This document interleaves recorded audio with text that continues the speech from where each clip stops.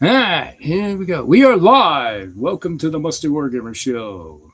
Season 9, Howdy, episode 16. 16. Oh, 16, you confirmed it. Okay. Yes, it is 16. It says, it's like I went over. Because it does say on the lot, when it's, you look at the live over here, it says Musty Wargamers Season 9, 16. Nice. There we go. Well, That's a fact. Okay. Welcome. it's with beyond a doubt. There we go. It's beyond a doubt. I wouldn't go that far. Beyond a reasonable doubt. There you go. Gotta have some wiggle room. Yeah. Wigglies. Squigglies. Wigglies. You can doubt it, but it's not reasonable. It's always unreasonable, but something is always irreasonable, illogical. Yeah, what does that even mean? What's that mean? I have no idea. That reminds me of that intro to the shows or the exit of the. You know what they show? They have like a TV program and has sometimes like a production company will have something. It'll go, "What's that mean?" Like after the show. You ever seen that? Yeah. Is that, I don't know if that's what you were referencing. Yeah. I had no idea what you're talking Yes. about. It's totally confusing. I am totally lost. My green shade keeps sneaking down, trying to block the camera. Oh, that's not a good sign. Yeah, I got a little post-it note that sits over top my thing, so when the highlight doesn't shine into it. So you don't have anti-glare. Yeah. I got some of that going on here too, and it helps. Yeah, because mine used to every once in a while would look like yours, where that glare would, from the light, and it's like we put a post-it note, and it's like Yeah, I can only. Yeah, I put one up, makes it better, but if I do any more, I can't see. So it's a compromise. Yeah. Well, I put it over top the camera lens. Oh, Okay. I thought you meant. Yeah, I got it hanging from the light shade, so it Yeah, helps so with the mine's on glare, top but- of the actual camera. It's right above it, so it's like here's the camera Oh. lens, and it's right above it, like a little hat. Keeps the sun out. Yeah. Clyde okay. Dash is in Okay. the house. Keeps Yeah. the sun out. Hail, Oh, Musketeer. yeah, I got a clicker. Is there a reason why it says? There he is. I just wrote a comment and it says PM. Is that private message? No. Is it? Can you show? Does it show the comments on your side that I just posted? It says hi, Simon Clyde. Yeah. Okay, that's so weird. It's saying PM. I don't know why. Yeah, it says PM. I see that. Yeah. I don't know why. I'm not sure. Let's Anyways. see, where's the PM you're saying? Oh, you don't see it underneath my name? Instead of AM.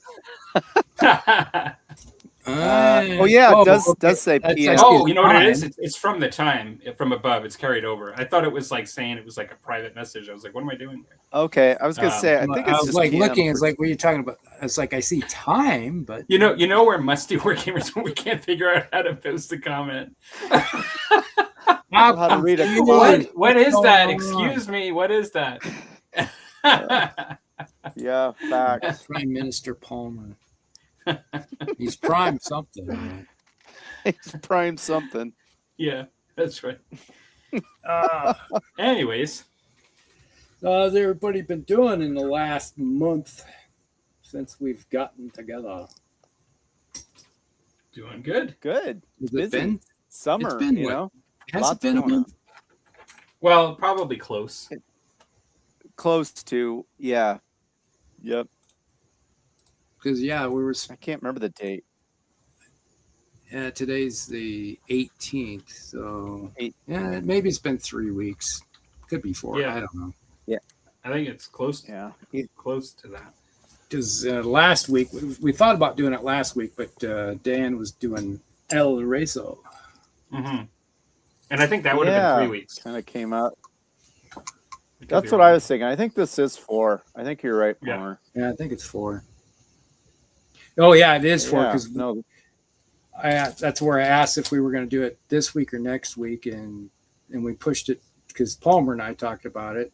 And we pushed it back a week, and then Dan, you pushed it back a week.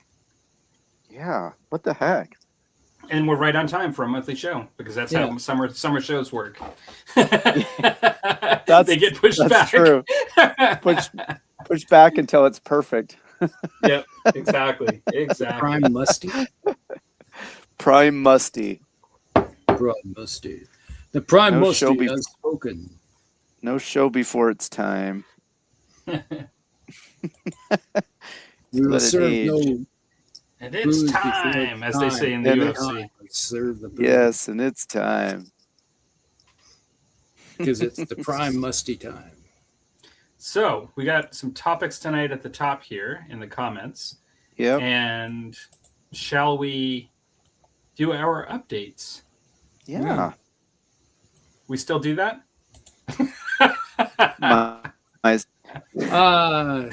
Do we do updates? I think we do. Well, shall I start with my positioning? You are on the man board? in the corner. All right. So I don't know if I actually played. Sorry, Dan.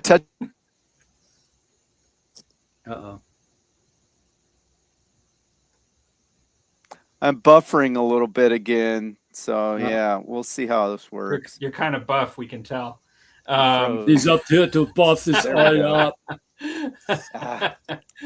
So, I don't know if actually I played Adeptus Titanicus and talked about it on the last show, or if that's been since then. I feel like maybe it's been since then, but I had a really good game, as I always do with Adeptus Titanicus. Really enjoyed that. And I've been playing a little bit of Cthulhu Death May Die, the board game, like from Simon. It's like it's not Zombicide. It's by the same company that makes it. It's got really different rules than Zombicide, but it is a miniature-based board game. And I've been enjoying that. So I've played a couple times. What's the name of it? Cthulhu Death May Die. Cthulhu. Okay. Cthulhu, yeah. Okay. Death May Die. And so I've enjoyed that. Yeah, it was really cool. And I like those. And I played a really quick game. I was supposed to play a game of Pillage, but sometimes what'll happen is when I don't see one of my friends in a while, like we'll just start catching up about a lot of things, and like we don't even get to the game. And so we ended up playing Song of Blades and Heroes, because I wanted to, because it's a bit shorter, and I wanted to, for my Grenader miniatures, pick up like a generic. What miniatures? Oh, Grenadier. Yep. Yeah, go. A 50% chance, Paul. That's right, Grenadier. So I wanted to use them for a generic fantasy game. And I just been looking at different rule sets. And so I liked it. I enjoy that. It has an interesting activation system. I think that's probably, I played the basic version of the game. They also have an advanced version that allows for reactions by your opponent. It's optional, but and then has like more spells, just like more meat to it. But the basic version of the game, I enjoyed it. The activation is in the way you use dice to activate your miniatures is I think it's most apparent unique aspect to the game. And so I'm gonna look into that for some of my my old hammer miniatures, essentially. Speaking of which, I haven't been doing a ton of painting, but I don't want to get off like miniature stuff, but I've just been doing a bit of a renovation in my garage that's going, like I'm having somebody come in and doing all the floors. So I've had a lot of work to do on the walls because they've never been painted for 40 years, like since even prior to me having the house. And so I've had to do a lot of prep and everything, and it's not even finished yet. And so I painted this just to get started with my, I don't know if I can, if you can see here, but make him big. There we go. Just don't want to do it. Is that Julie Guthrie? It is. And it's probably hard to see the face because I kind of painted the eyes and everything. I spent a bit of time on this one. I'm not sure if I can really get it. That's good. Anyways, I'll put it up on video, but I enjoyed that. And what I was going to start with tonight is this other one that I've showed many times on the channel as an upcoming project, The Little Hobbit. So I'm working on that tonight as we're talking tonight.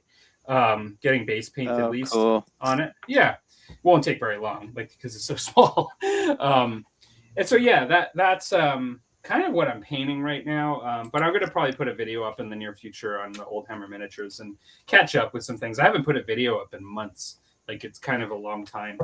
And so, as Simon says, when in doubt, post it on Bookface. You can always put it up there on the Musty Wargamers. Says Taserface. Yeah. Taserface. So because tonight, it puts fear in everybody. Taserface. You're kidding me. Tonight I got a nice Canadian Wisers whiskey here, Wisers Deluxe, and so I actually like Wisers too, but Wisers Deluxe a little bit smoother. I find regular Wisers is a bit more of a cowboy drink. Neat. It's sort of like one of those ones you get when you ride into town and ask for whiskey in the middle of the nowhere on your horse. I always wondered, is Wisers mascot frogs? No, I don't think so. At least Bud, wine. Yeah. No, that's what I was thinking that was from. Is the Budweiser? Yeah. Yes. Theirs is frogs. Yeah. But it's funny. I don't think there's any connection between those two companies originally. But probably not. It's just that this. Whenever I see Wisers, I always think of the Budweiser frogs. Yeah, absolutely, for sure. And so yeah, I probably shouldn't waste this until we have some of the names we will not say said. I mean, like BattleTech? You talking about BattleTech? Hey, you got to do a sample. You know, it's like I'll do a little sip. Here, I'll help you out. Here, see, that's a BattleTech miniature. Mm-hmm. There you go. You say that, but you haven't even pulled out your musty drink. You're throwing down all these, but you don't even have your musty drink ready. Well, I'll make up for it. Anyways, that's kind of what's going on with me. It's just enjoying. I have some. I told you how I have one of those sealed Julie Guthrie dragons that I just purchased to sort of join these miniatures, and I'm actually looking at 3D printing a display shelf. It's called. I could probably share it here, but it's called. They have a whole bunch of different types, but it's called Walhalla. Cool. Have you seen those? I actually have it right here. I'll show you here. Present. Yes, that's how you do it. Share screen. And well, can you see it? No. Oh, there we go. Okay. There we go. So if you look at these, trying to look at a blown up picture of it. Let me do it. Put in solo mode. Okay. There we go. All right. Well, I'm trying to look at one that's maybe, what do you call it? I'm trying to look at this like blown up so you can see it. But you see this here in the middle? Yeah. So, oh, wow. Okay. Yeah, it's like they're meant to be put on your wall, but they come with stands, and I'm looking at putting it in my display cabinet more as like you can actually configure this all different ways. You print these all out in separate pieces, and so it doesn't have to be. If you see here, this is how it's made, like how you print these pieces out, so you can make it as big as small as you want. And so the little boxes you print out the boxes. Yeah, you print these things out. And like an FDM type yeah, most likely, I think. But anyways, you see all these different, like there's sci-fi ones, there's like fantasy ones. I kind of want to do one for fantasy and for display cabinet for my Old Hammer miniatures. I think it's kind of fun, like for display. Does your glass cabinet have a mirror in the back? It doesn't. So if it doesn't have a mirror in the back, you could just put those on the back of the cabinet, give you some height to it. That's what I was going to do. Right. Is actually put them right on the glass shelf in the back of the cabinet. That's Yeah. pretty cool. Yeah, Huh. and then this is kind of this one on the left here. If you notice, they actually combined a sci-fi and a fantasy on the same one. This one that's displayed here, the sort of copper is like a sci-fi, and then this Oh, like I see. yeah, Yeah. and the one on the left is the one that I'm looking at using, and they even have Okay. large. They have large ones where you can put little monsters and stuff too, like like 40 to 60 millimeter spaces as well. And there's lots of options. Like this is just an Huh. example here. But anyways, I'm looking at doing that. Gonna stop sharing it now. Just for fun, like as part of there we go. As part of Rusty, you good there? Yeah. What happened? I don't know. It must be that screen of how you're sharing on the left there, where they show the different options. Yeah, There you go. There it is. Anyways, clicking buttons here, and it's like, why not? Nothing changing. So are you printing it filament or resin? because those things are so flat, I'm gonna do like you could theoretically print the flat pieces if they are just flat pieces as resin, like and just print them like just flat, like on the resin thing. I don't know about Rusty, but what I find is that if you're printing thin, flat things, but you're actually wanting them to be vertical, so they're actually printing not just the whole thing, like flat, but like vertically the long ways, you can get warping easily on the resin. It gets kind of like a bow to it. Yeah, yeah. And so I'm gonna just do it as filament. I think is what I'm gonna do.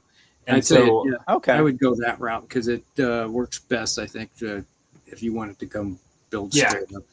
yeah. And so I'm kind of looking forward to it. It's just a fun little nostalgic project, and I'm going to use the minis for some skirmish games too and have fun with it. But I just always love these minis, so it'll be a fun little thing to do. Now, one thing I found interesting is that I flashed back. It was like one of the old way back white dwarfs that had a like a dungeon scene. I think it was dwarves and Skaven fighting it out. If you ever remember that issue. Yeah.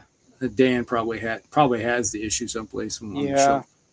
Yeah. Where it shows it's like you have the multiple layers of the dungeon and everything. You have the Skaven and dwarves all fighting. Yeah.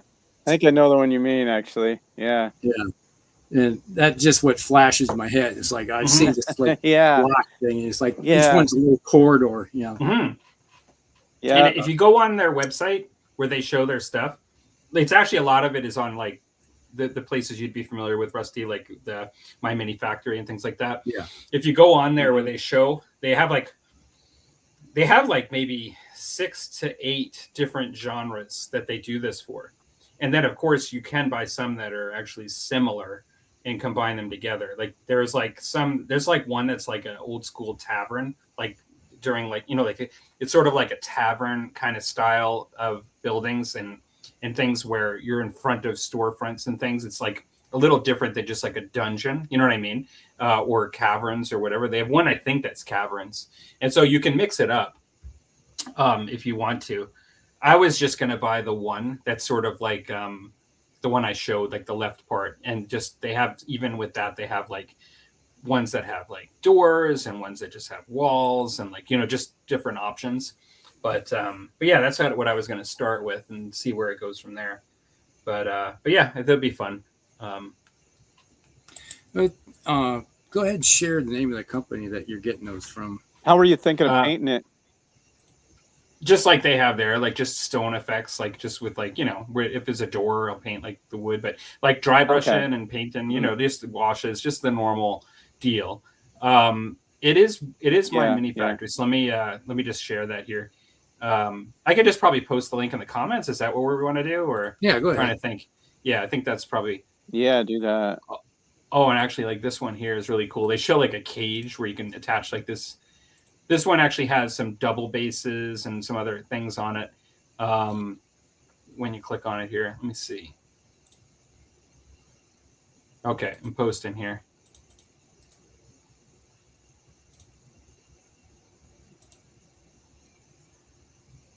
There you go. That's just My Mini Factory. Cool. My Mini Factory Walhalla Fantasy Stone. That's cool. Okay. Yeah. I do really think they're cool. Let me see if I can. Since you're interested, or if you guys are interested, I'll just really share something real quick here because I can just quickly go through these no, I think pictures. it's cool. Here.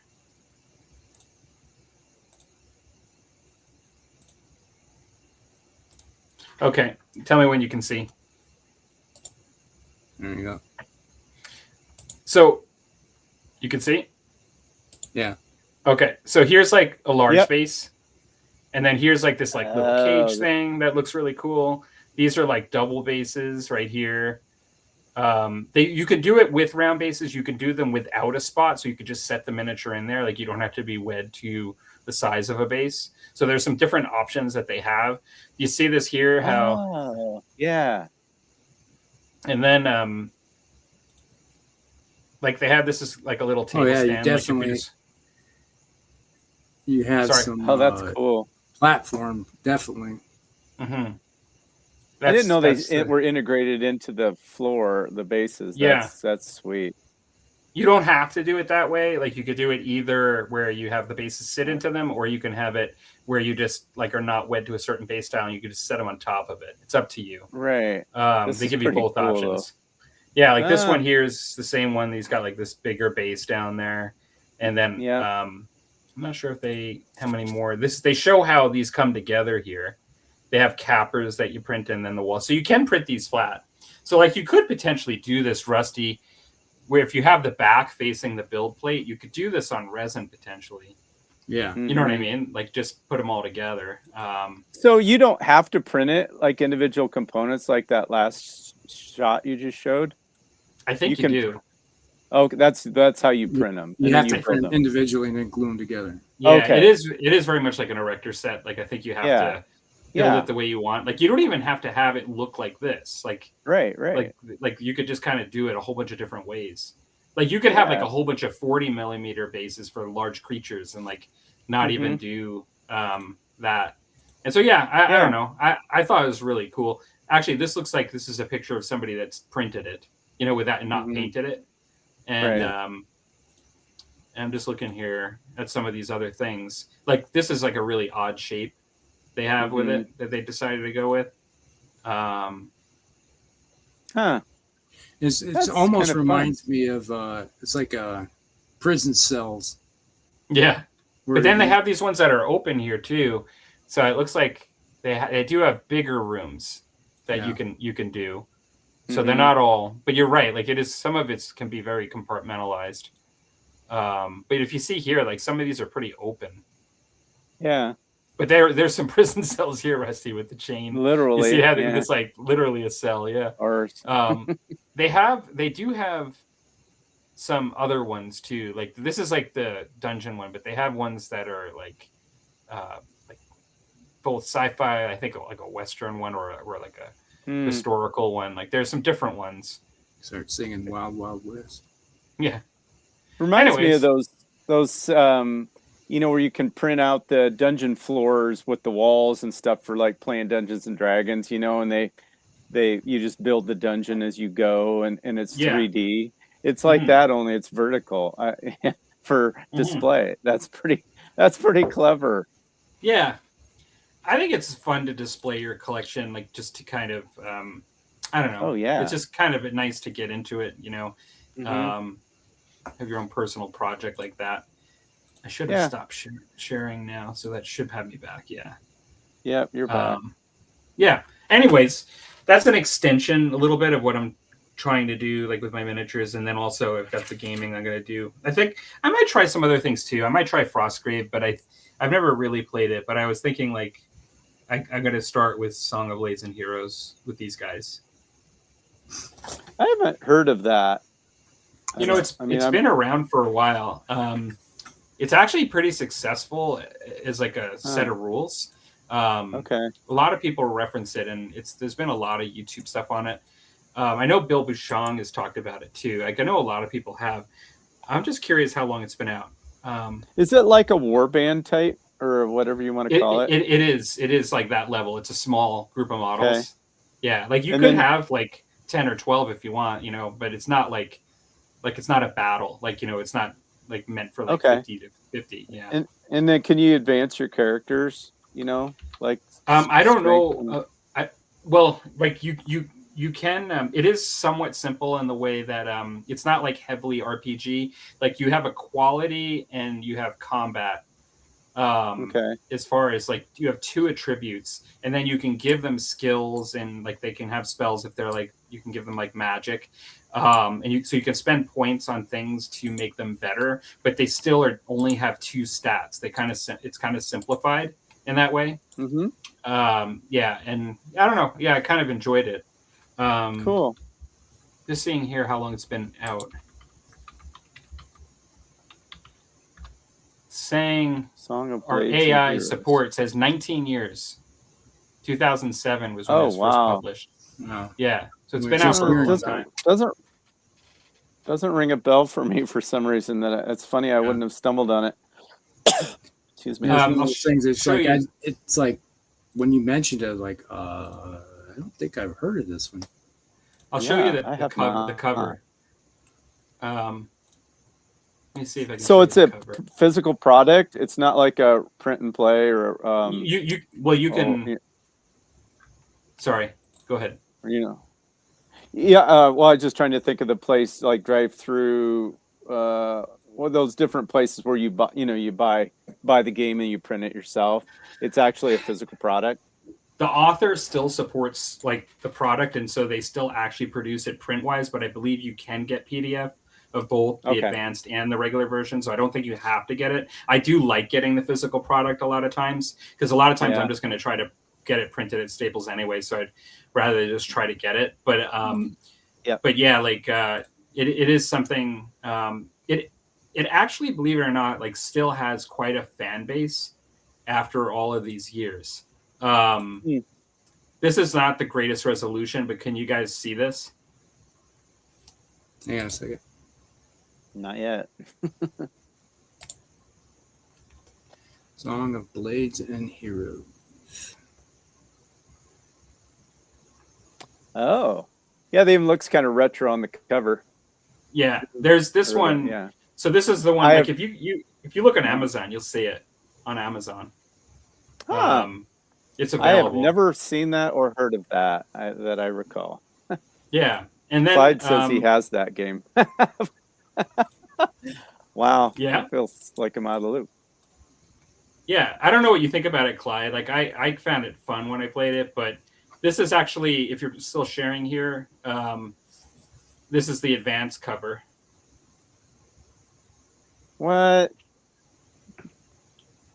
You see it or no? No. Yeah, just have to share it. Oh, I haven't shared it? Maybe I stopped sharing. Present. Share. Sorry. Oh, hey there. How's it going? I'm like off the screen Yeah, here. I don't guys. even know you Oh, joined I us. see. It's Josh. Hey, Josh. Surprise! I'm gate crashing your live stream now. Snuck in. Yeah, I was like, I think there's 4 people there as I'm like clicking back through to share. I'm like, what's going on here? Well, you shared it, and all of a sudden the magic, it just popped the guy in out of nowhere. I'm glad nothing was flashing at us as I kind of came through. Like it wasn't some I'm like, unwanted does guest. anybody else see Josh? I see him. No, man. He's everywhere. Anyways, can you guys see the cover? That's it. That's the advanced one. So I'll block off of this. Come on. I don't know. Have you ever heard of that, Josh? Song of Blades and Heroes? Yeah, I have heard of it only by name. I've never actually played it, but I heard the system's really good for it. Yeah, I played it the other day and I really enjoyed it because I just wanted something to use with some of my old hammer miniatures, like Grenadier miniatures and things. And it's generic, like a lot of, there's a lot of games like that, but it's actually been a generic game since I guess 2007 that it's been a while since like you could use it. And so, yeah, no, I enjoyed it. It was kind of, it's one of those,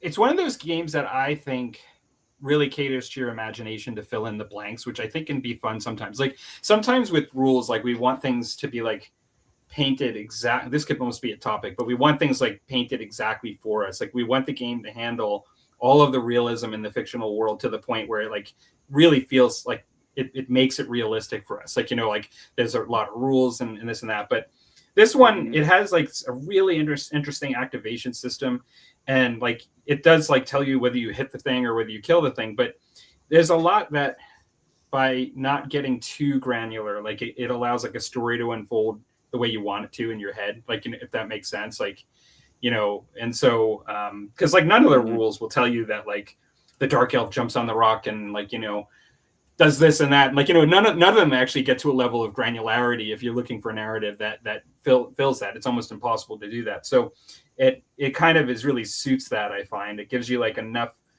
information to tell you the results, but like you kind of determine like what that looked like in between in your head while you're playing. It's kind of fun. I don't know, that's the way I kind of looked at it, but enjoyed it. So they have a whole bunch of games then. A whole series of song and they based a lot of their stuff off it too. Yeah. Sometimes it's nice to have like a fantasy game too that's not set in a world. A specific world with all of its, where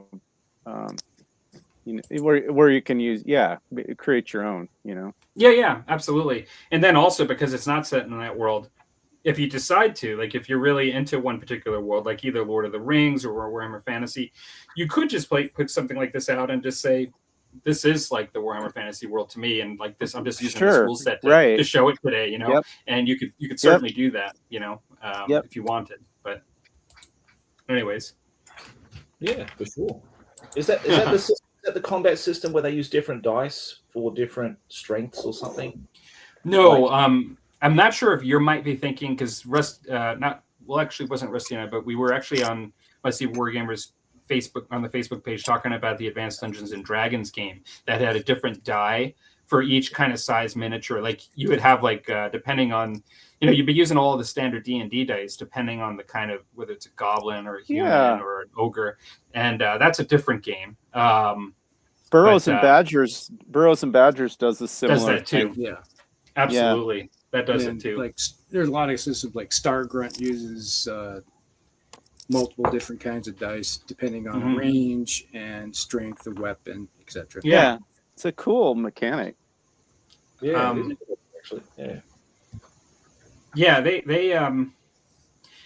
this is like one of those, particularly when you're first learning, it's like one of those head scratcher rule sets where it's like you can roll as many dice as you want to actually get a success for your activations, but if you fail with 2 dice, then you lose your entire turn.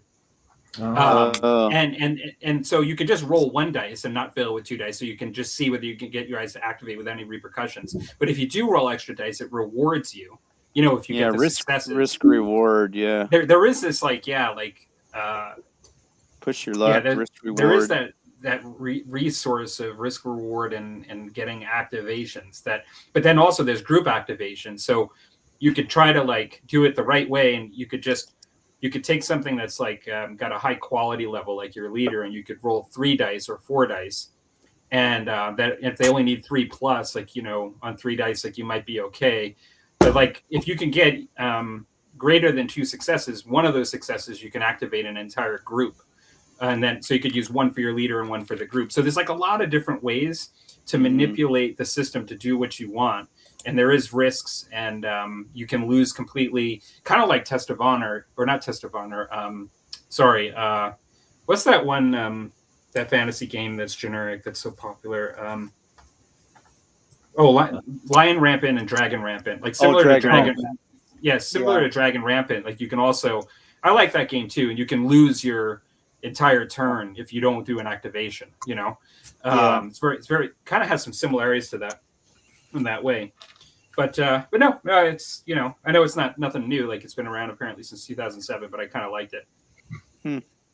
So what got you? Do you have a buddy that brought it up, or you just stumbled on it, or how did you get into it? I had several people kind of over time bring it up to me. Like my friend that I played with this week has brought it up to me in the past, but I brought it up to him, and he was like, "Oh yeah, I play that," because I've seen other people. Like I think Bill Bouchon had played it and brought it up, and I was looking at generic fantasy rule sets to use like just with your miniatures for like a smaller skirmish level. For years, I've kind of dabbled in the idea of it. So I've watched battle reports. So I was kind of, saw it a number of different ways. And then I just continued to look at it. Anyway, it's just cool. Just one among many things. We all are always looking into different things. Well, and skirmish games are easy to pick up. You've already probably got the miniatures, right? Oh, yeah, exactly. Just adding to the repertoire. I'm really enjoying lots of things right now. I'm actually have played just some Test of Honor games and still playing that and enjoying that. And then we're playing Pillage. So yeah, there's just a number of games in the rotation at the moment. Oh, that's good, mate. Yeah, that's good. So that's enough about me. Like I used to try to limit how much we did on an update, but that turned into like a topic and like a whole session. It was interesting though. No, that's good. Some blanks. Dan, how about you? How's your summer going so far, and what have you been up to? Yeah, good. Kind of in the summer, like I do my summer hobbies and summer activities. So I kind of, in the last couple of years anyway, have kind of done those as opposed to much miniature activity. So I haven't really done anything there. It's been a good summer though. Things are going well. I'm getting lots done with my work and hobbies. And I guess the only game I played was not a miniature game, but it was a really cool game. It was called Unfair, and it's a card-based game that what you're doing, you can have whatever. There was 4 of us playing, and you're each building an amusement park with these cards you have, and by certain ways that you do it, you can. I guess what I'm saying, there's about 5 or 6 different ways to score points, and so it's one of those games where you're kind of you don't, until you tally up the points at the end of the game, you don't know who's winning. And the cards have really cool artwork on them, and you can build anything from a themed park that's like pirate themed or like family themed. You build restrooms, gives you extra points. You can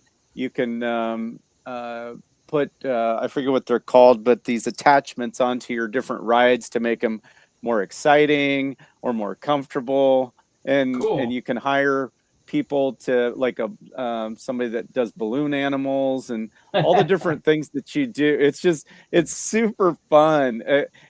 I think the only reason I even really bring it up here is because it kind of fits in with what I've always liked about, like miniature gaming or even the board gaming that I like, is it just dripped with theme. It was so cool. You just having your fun little time there, building your amusement park thing. Everybody's doing their own thing. There's a couple little cards where you can kind of backstab somebody. You can hire away one of their employees. You can shut down one of their rides through sabotage.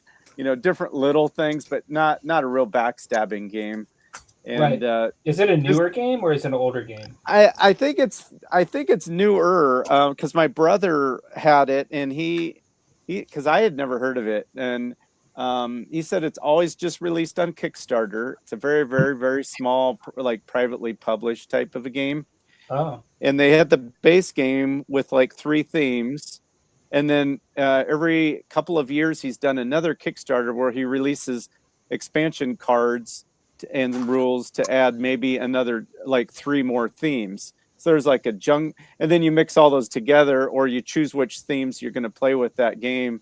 And there's pirates, there's robots, there's jungle, there was like desert, there was those were some of the ones we played with. But anyway, it's not an expensive game, and I think he just sent me a thing not too long, just the other day, saying that it's out of print, because they just kind of print what the Kickstarter can generate, and they're doing another Kickstarter. They're hoping to do it this fall. He's kind of been dragging his feet a little bit the last couple of years, waiting for the sort of the tariff thing to kind of settle out so that he could price, know what he's going to be for shipping and printing and stuff. So yeah. But sound like there'll be a couple more new themes, and then everything else will be reprinted. So anyway, that was kind of a fun thing, game wise. But otherwise, yeah, I haven't done any gaming. Mark and I are still trying to get together since that's kind of the game we play is Bolt Action. But yeah, it just seems like both of us are just, which kind of steers into that topic that one of the things we're going to discuss. But yeah, we just don't get together as much in the summertime or the fall. Yeah, well, he hunts and I harvest in the fall, but yeah, winter and pre-spring is when I do most of that. But yeah, anyway, that's kind of me. But I'm sitting down painting I'm putting glue and sand to the base. I do it that way, sand to the bases of some of these pilgrims for the Grail reliquary that I was working on last time, and yeah, so I can get them primed and start working on that. Howdy, Cody. That's me. Cool. Well, Yeah. Josh, you are in the next slot in the clockwise fashion that we normally do updates on. Did you want to chat about what you've been up to lately? Yeah, well, I just want to say thanks for Rusty for inviting me on firstly, and it's a pleasure to be with you guys today. And yeah, I'm just back in Japan now after a 2-month stint in Australia. So I think I was telling Rusty that our parents have they needed help for a couple of months and no one else could do it, so I had to make that emergency trip in a rush down there. I grabbed some miniatures, paints, and I sat at my parents' place painting commissions down there for a couple of months. And you guys have been entertaining me every couple of with the show, so that was good. So yeah, I've only been back a week from today actually. Being back now, and just would have been trying to work out what I need to do and get things organized, catch up on stuff. That was why I was late. I had to send out an order to a guy here in Japan because the poor bugger's been waiting for so long. He's been waiting for 3 months or something like that now or something, poor old Jack. So I sent that to him now just so he'll get it tomorrow. And but yeah, I had a good time in Australia. I did actually get to do a little bit of gaming. I filmed more than actually I played. I filmed a couple of 40k second edition battle reports, which will come to the channel at some point in the future, with the guys from the Sustain Fire group. If you're familiar with them, Sustain Fire. Yep, I have heard of them. Yep. Yeah. Mm-hmm. So they're running their biggest event so far, 50 players in August. Wow.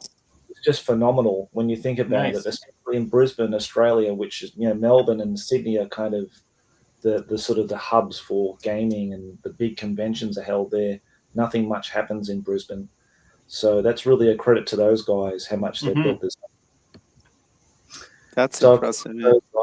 Yeah, and Will and Stu are really, really nice guys too, awesome guys. So we got together and I just said, look, if you guys want to bring your tables up and everything at my parents' place, I'll happily film you guys playing. And I've got this Deathwing army I just finished for Zane, which I'm really happy with at the end. And I said I really want to feature that in a battle report.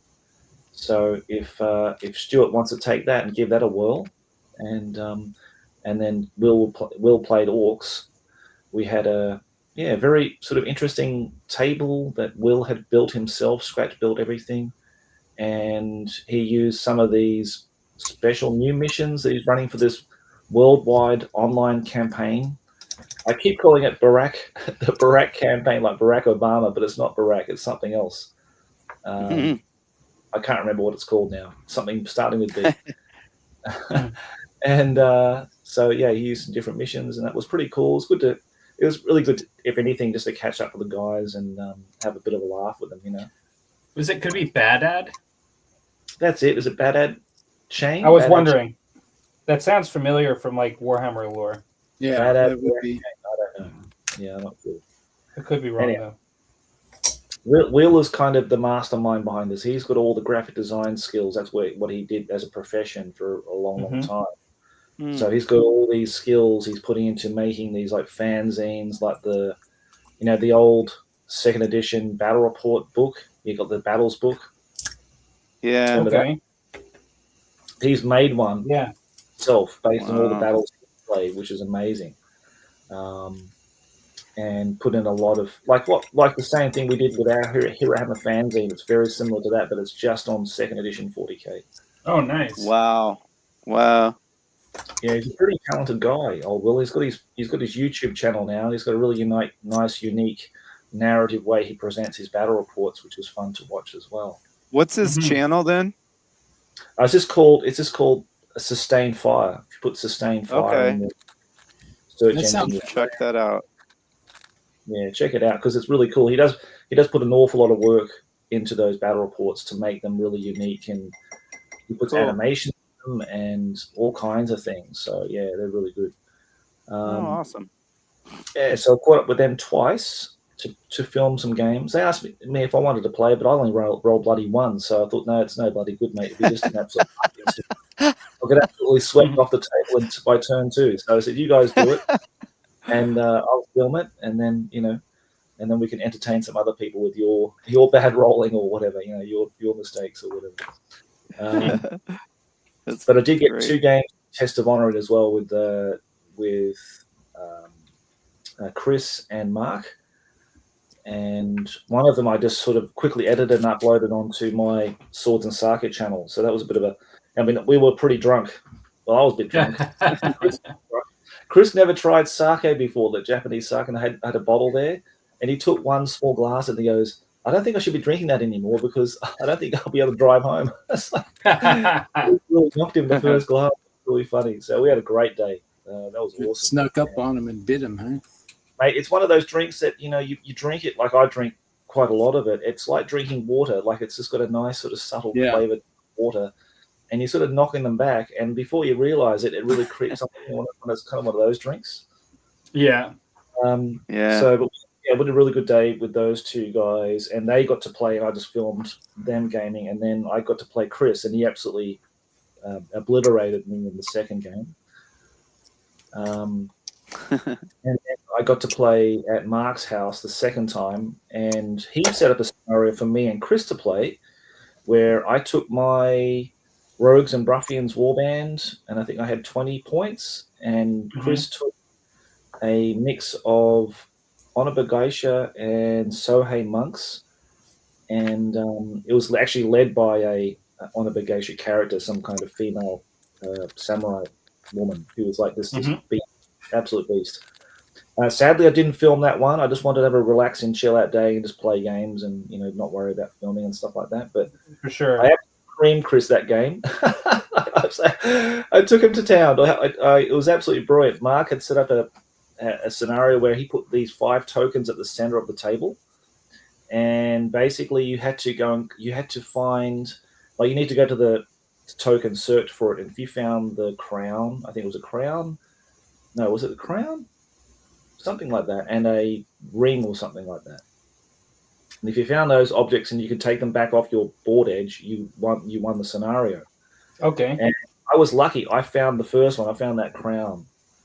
So, and my leader could just take it back uncontested. And the second one was interesting because he had one of his guys there on it. I think it was his leader, actually, that female Honorable Geisha character. And it was a contest. We contested with her, my brute, and my geisha.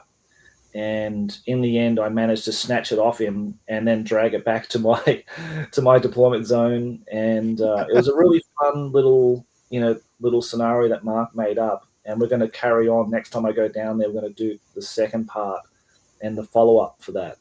Nice, oh, cool. Yeah, it was really good, and it's just testament to how fun that game is. You can get your ass whipped, and Chris is like, "Oh man, that was the best game I've ever played." He thought it was fantastic, even though he lost miserably. But it's very cinematic. It's like a really cinematic game. And Mark did some really cool things. He had some of the tokens were blank, and some of them had actual events in it. So one was like a smoke bomb goes off. And then his character underneath with the treasure chest that he's trying to search couldn't move, couldn't see, or anything like that for a whole turn. So his whole turn was gone. And on another one, there was a ninja that dropped down from the trees, and he would spring and attack, and on somebody. So he had some really cool little ideas. Small ones, Is just it a ninja sloth? Ninja Sloth. Yeah, could have been, mate. But yeah, nice little intuitive ideas that just sort of spiced up the scenario a little bit. And yeah. I was playing a game of that recently, and it was really, it's funny how fast the tides can turn in that game. Like, you know how like there's a particular critical role that you can do where you would get a follow-up attack. So like when you kill like somebody, you get a follow-up attack. And my opponent got that like 2 to 3 times. Like it was insane. Like he just wiped out half, because we were playing like 11 points or something. Like and he like wiped out like half my group. And he's like coming towards me, and it's with his leader with the club. Like, he's got the samurai club. And I chose that game to actually play with a samurai that had a bow. And I'd never done that before. Like you gave the extra card for the extra points, and I used this bow, and I wasn't sure how good it was going to be. But the first time he grazed that guy, like, with his bow, but then the next round he got a perfect kill and he just killed him, and the game ended. So like he was destroying like most of my army, but my archer samurai was able to take him out, and it was just really good. Like it is a good game. Yeah, it certainly is, mate. I love it. So I hope to get to play some more games, and we should do that online. We should carry on our online little game as well. Oh yeah, absolutely. Because I was looking over, and as I got back, and I was trying to think about, okay, what should I do next, and what kind of projects I've sort of left and need to get back to. But that's one of the things I need to do, is finish off that box set of those Ashigaru Scouts. And once that's done, and I could do the Sohei too, finish them off, then I'm sort of free to buy the next set. You know what I mean? I'm sort of very strict on that. I'm not going to buy anything until everything's done, and then I'll buy the next smart. one. So you're not building up a large stack of miniatures. Yeah, that's true, mate, because there's very limited space. I'm already running out on the shelf I've got behind me, you know what I mean? It's just going to be like, I don't want to store them away in cases and, not for them not to be seen. So, yeah, it's kind of difficult. But yeah, that's pretty much what my 2 months have been. I did a big Bretonian. I messaged Dan as well. Yeah. And I sent him some photos of that. That was awesome. Yeah, thanks, mate. That was an awful lot of work, and I actually finished it just before I left. That was kind of the object. I actually extended my stay for 2 weeks just to fit in that commission, just to finish it off to send it back to him. But I'm so glad I did. The hours I can appreciate how long that would have taken to paint. Whoa! Because what I was doing, I was sort of waking up at like 4, getting some 3 hours of painting in, then looking after mum and dad, right, through the day, and doing house chores and all that kind of stuff. And then if I felt like it, I'd paint in the evening, or through the day if I could. So I was just trying to find little pockets of time, you know what I mean, to get stuff done in between everything else, the life stuff. So, but yeah, I'm just glad I got that done. So how'd that work, not painting in your normal place? It's difficult. How'd that work painting when you weren't? Yeah, it's difficult because at home, here it's really nice because my son's at school, my wife's at work. I'm just here. I'm just alone. So it's just I just turn on the music and I just chill out and I just get stuck in. There, it's like mum's knocking on the door. Who's there? Who's there? Because she's got dementia, see, so she forgets I'm even there, and then the next minute she's knocking on the door and say, "Yeah, what are you going, mum? What's happening?" And then deal with her and make her comfortable, and then I walk away, and then she says, "Who's there?" She hears noises in the background, and it was kind of tricky. And with Dad as well, because he needed a lot of care and attention with certain things early on. Yeah, I mean, I did the best I could because Mum has because she's an artist too. She had all the tables and everything like that set up there. Oh, right. Room to work in, so that was good. I mean, that was, and I could close it off, so no one could. I could just be alone in there. I just hibernated in there, painted, put on Apple TV, and just sort of just chilled out and just did as much painting as I could, basically. Yeah. But cool. Yeah, but I'm happy to be back, mate. Happy to be back in the tribe to the 90s at the moment. So, yeah. No musty drink, sorry guys. I'm on the tea and the water because I've got to pick up my son. If this is in summer holidays, school holidays, I'll be okay. But today I can't partake, unfortunately. So cheers to you all, though. Thank you. Cheers. Cheers. You're the bottom crew in the bottom. It's like they're not drinking, so that's okay. Yeah. Yeah. I'll stay sober for you blokes. What are you guys drinking, by the way? I know Dan has you have your bourbon and Coke before, don't you, mate? Yeah. I had a Jameson and ginger ale with my wife earlier. I'm a one drink a night guy. Yeah, that's good, mate. That's good. Jameson ginger ale. Does that taste nice? Oh, it's awesome. And then I put a little squeeze of lime in there too, a lime slice. That is, on a hot day, that is so refreshing. All right, mate. I'll try that. I'll give it a try because I've got like I just buy the sort of standard kind of Japanese whiskey. I might try it. I might get some ginger ale and get a lime and try that out. That sounds really nice. It is really good. I've tried it with other whiskeys though. The Jameson really makes it pop though because it's triple distilled and it is so smooth. But yeah, try it. Give it a try.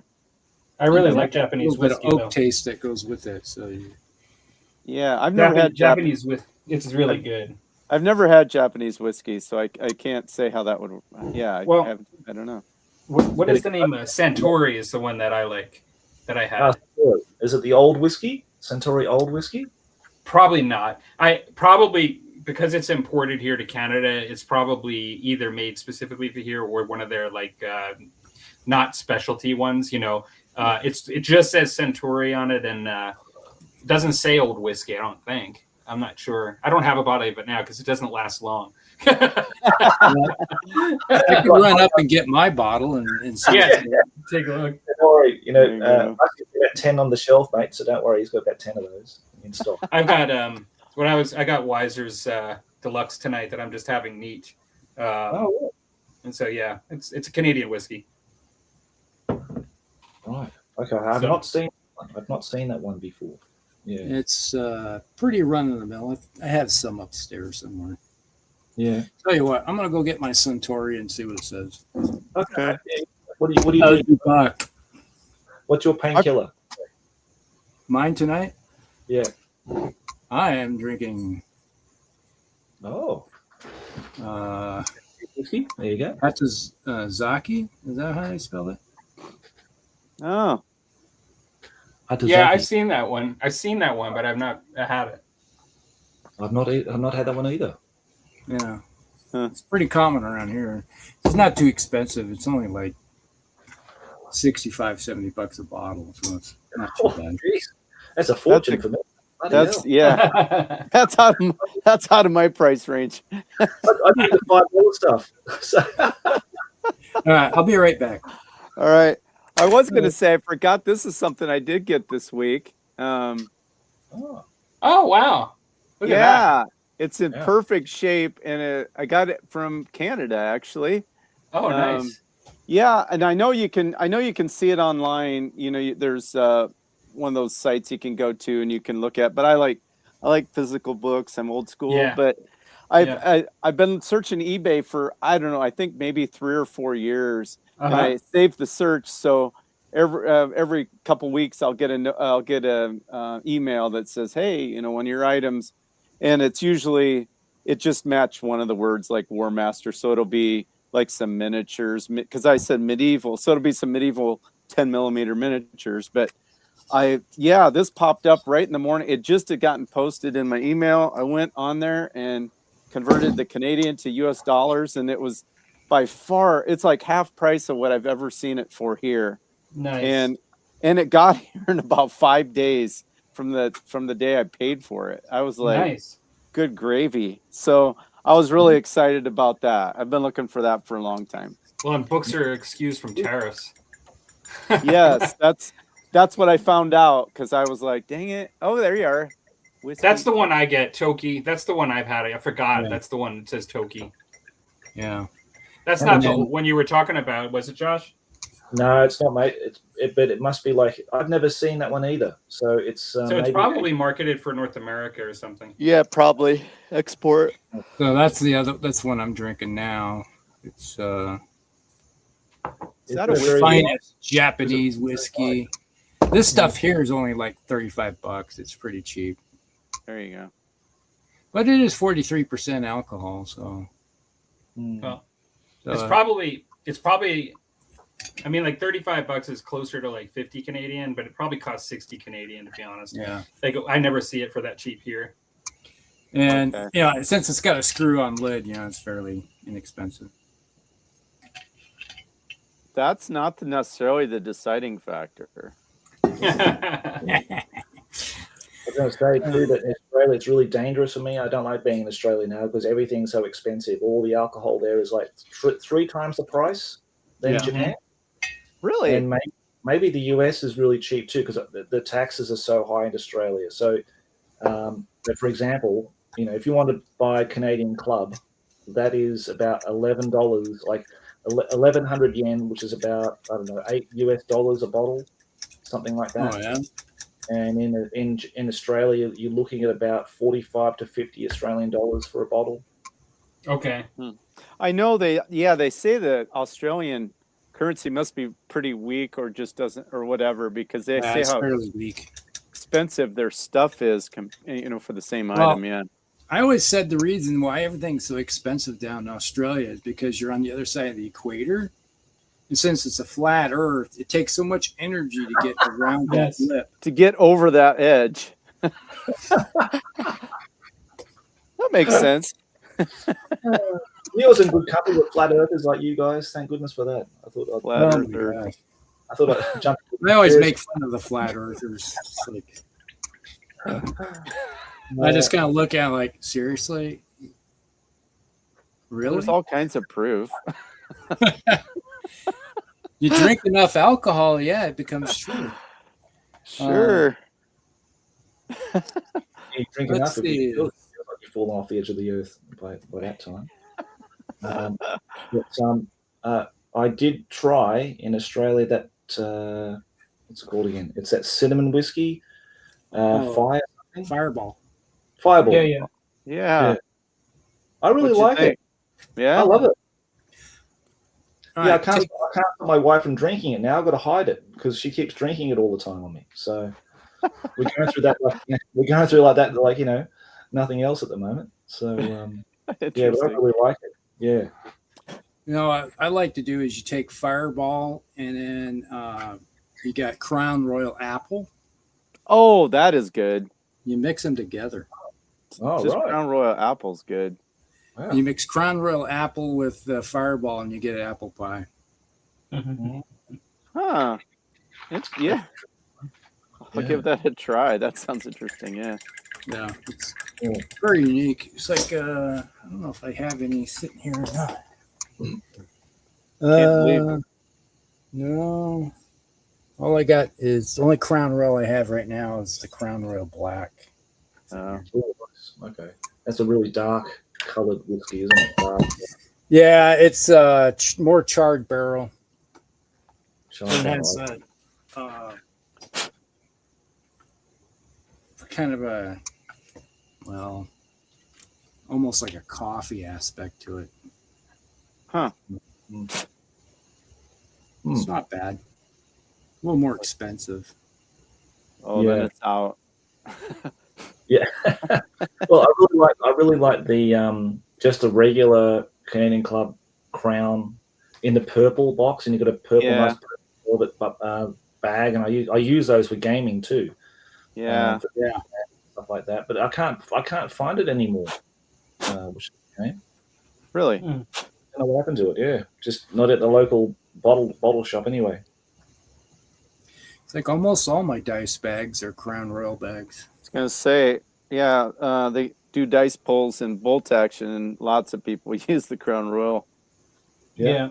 for the dice bag. Yeah. And it's like I have green ones, white ones, brown ones. You name it. Mm. Purple ones.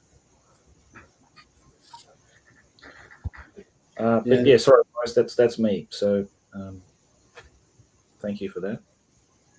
Yeah. Thanks. Well, let's see. What have I been up to? Well, let's just say what I've been working on. It's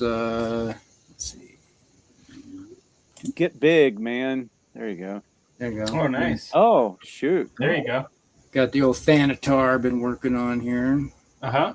He's a little brighter than he was in the video. That's the Forge World, right? Or is This that one is GW? actually, this is GW one. Yeah, that's nice that they do them. Is that plastic? Yeah, this was plastic. That's this awesome. This is the Forge World one that is resin. Mm-hmm. Okay. Yeah, it's like this thing, I think it cost me like $55 or something when I bought it as resin. And now the plastic one is like $80. Oh, really? Yeah. It went up. Yeah. Of course, GW did. Yeah. Yeah. Well, Yeah. Forge World was never cheap. Still a steal, right? Yeah. So I got this one. I picked this one up for $35. It was like the auction ended on a Sunday night at like 3 a.m. Oh, that helps. And it's like I clicked on it. And it's like starting bid was like $25. I put in a bid of 40 on it, and it's like I got it for 35. So I was like, okay, I'll take it. Like recently, you mean? Yeah, about 2 weeks ago. Oh, wow. That's pretty quick turnaround for you, Rusty. I mean, that just came in the mail and you got her painted. You were It was already assembled, and it had okay. a base coat of red on it, it was like silver. It was like lead belcher and red, basic red. I think it was probably corn red or something on it that they had first coat. Okay. And I just They finished got it. you off to a good start. Yeah. Yeah, it's like if you got the base coats on it, you're good. Yeah, that's anybody can do that. Sure. So that's the way I looked at it. Yeah. So I was working on that. Then I have all these. This is for Jesse. All the stuff here. You can see the entire everything is sitting on the table right here. Oh yeah, whoosh. The custoids. Painting these guys. Normally the custoids, if you look at them in the Forge World, or not Forge World, well, they were the Forge World / GW now, because they're 30K, 40K models. They're the same models, it's just whatever area you're playing them in. But usually they see them all as brass. Oh, okay. And so it's all brass color.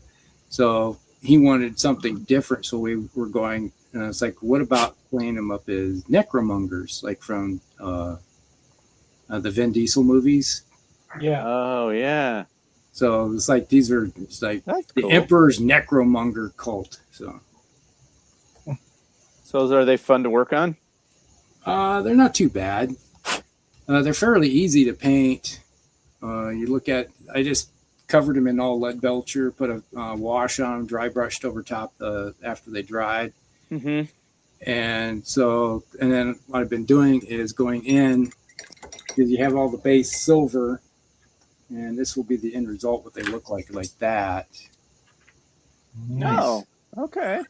And so a lot of the areas, like the main butt plates of armor, I'm going over with, I've sped up the process. I found that the Black Templar contrast paint is very smooth, liquidy. Okay. And you can get in and around everything really quick with a very fine brush, and it speeds up the process. The first ones I did, I was like using the regular Black Templar heavy thick paint. I was like, oh, this is taking forever, but working out pretty decently. Yeah, good. You're the master of finding speed ways to get her done. Yeah, the quicker the better. The faster you can do it, the more you can get done.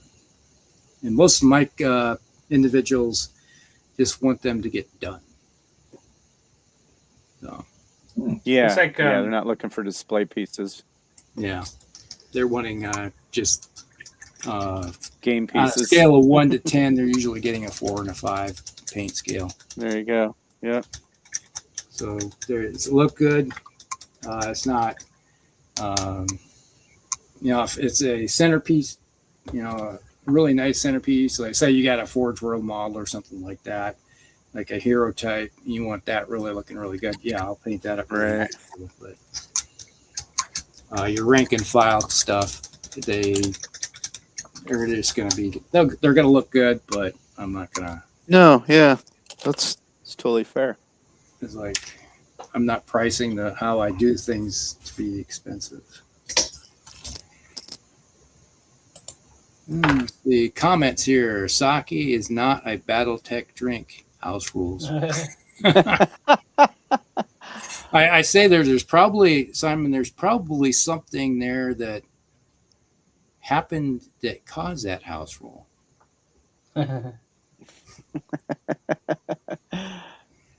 Says Cody's still around. I had a question. Why do you feel like war games get pushed to the side versus modern board games? I think it's just ease of play. I think that's the big thing. Yeah, that's what I would suppose. It's a lot cheaper to buy a board game. Well, some of them are crazy expensive. I mean, a lot of board games are $60 or whatever. They're not cheap. I'd say most board games now are going to cost you about $60 to $80. That's what I would say.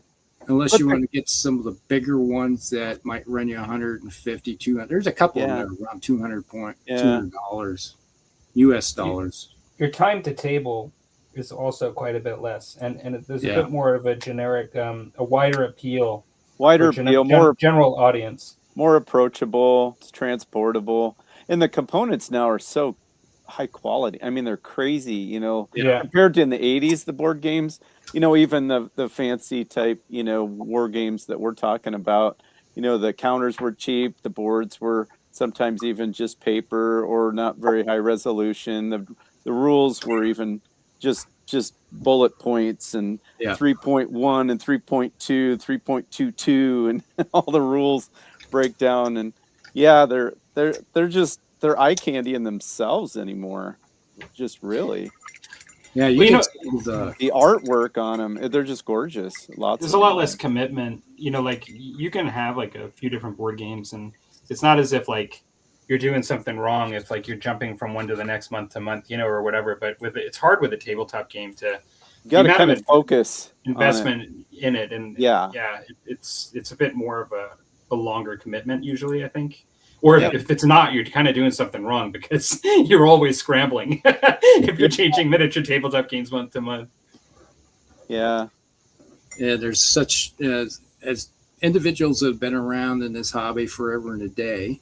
It's like how many, we have over a century worth of experience amongst all of us for miniature games and board games.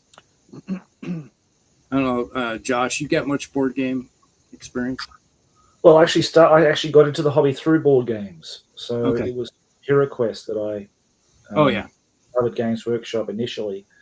And before that, I enjoyed board games a lot. I had Stratego, and what else did I have? Not sort of fantasy games, I guess, but we would play things like card games a lot. Me and my mum would play card games a lot. So I always had a joy of gaming. And then when I discovered Warhammer through the catalogs, I couldn't believe that they had all, that people played big games like this with all these miniatures all beautifully painted with terrain and everything. So the whole concept was very new. And, fast forward 35 odd years later, I get a really good sense of, joy of just playing a board game, just taking it out of the box and playing it. And then you don't have that kind of pressure or stress about getting everything ready and all this figures out and all that kind of stuff, even though there's some joy to that as well. But it just feels like I'm just relaxing when I'm playing a board game nowadays. You know what I mean? There's a lot of work, as Dan would know and you guys would know, when you're setting up a big table for a game with somebody. The prep work and everything is quite a lot. You making a list and making sure you're right, or they're remembering a lot of the rules. I tend to like smaller games now because just trying to remember all the magic items, let alone the rules. I know. I'm getting hard. If you don't play regularly the same game, it gets fuzzy pretty fast, and then you spend half your time flipping through the rules. That's for sure. Exactly. It's like our last old world game between Dan and I. Yeah, Boy, we met so many rules. we were flipping and missing rules. I mean, it's still a blast, but man, you kind of have to have your thinking cap on. It's like almost exhausting when you're done. Well, actually, it's not almost exhausting. Like I was talking about this with this exact topic with a friend this week. And, like some big games where you're looking at a minimum of 3 hours to play the game, and you probably are spending an hour of prep time. Like just like if you haven't played it in a bit, and then there's then there's the transportation, and then there's like picking it up and putting it down. It can be taxing. Like it can actually, like if you're doing this in addition to something else in your day, like it can be actually taxing. And if you do it often enough, like if you're trying to get a game in a week of that particular game, like it can be really taxing. Like, and then when you play something that takes an hour and a half to play, and like you just kind of, it's like a much easier thing to prepare for, and you're kind of like 2 to 2.5 hours all in. Like it's kind of like you can feel refreshed when you're done. Sometimes, like it's just, I don't know. Sometimes those games are great. Don't get me wrong. Like I've had some excellent games that were just big things like that. But when you do it a lot, it can be quite taxing. Yeah. I feel the same way. It is, even when Mark and I get together, play Bolt Action, which that's our number one played game by each of us individually, and we know the rules pretty well. But even then, like you said, between, setting up the table, building your list or tweaking your list, and grabbing the miniatures off the shelf that you're using in that game. And then I usually, before we get together, I read through the parts of the rules that we were either confused or think we got wrong, or this time I'm bringing a flamethrower, try to remember how does that work again. And then, and we're not even like, the game itself is not like stressful. We're not playing for prize money or even, we don't even care who wins. But just you feel like your brain is like super focused. By the time we're done, I'm like tired. I remember when we used to, tired. Yes, mentally just tired. And when, it's been a couple of years now, but they used to do that Bug Eater tournament in that Omaha near where I live. And it was a 2-day tournament, and we'd get up pretty early to get there to be ready for the first game, because we didn't stay overnight there. And there were 3 games the first day and 2 the second day. And by that third game, even the first game on the second day, you're just kind of like, what is happening? And these are people you haven't played, and it's on a competitive level. I mean, they're all friendly and stuff, and you're not thinking you're going to win the tournament. So no stress there, but oh man, you're just like, you feel like you ran a marathon mentally. Yeah. A lot of fun, but that's one of the reasons why I gave up playing tournaments and stuff, because I just didn't care much for that whole feeling afterwards. Maybe it'll keep my mind sharp, so I don't end up down the dementia path as well. But I was thinking that too, like reading, like reading all those rule books. It's actually good for your mental,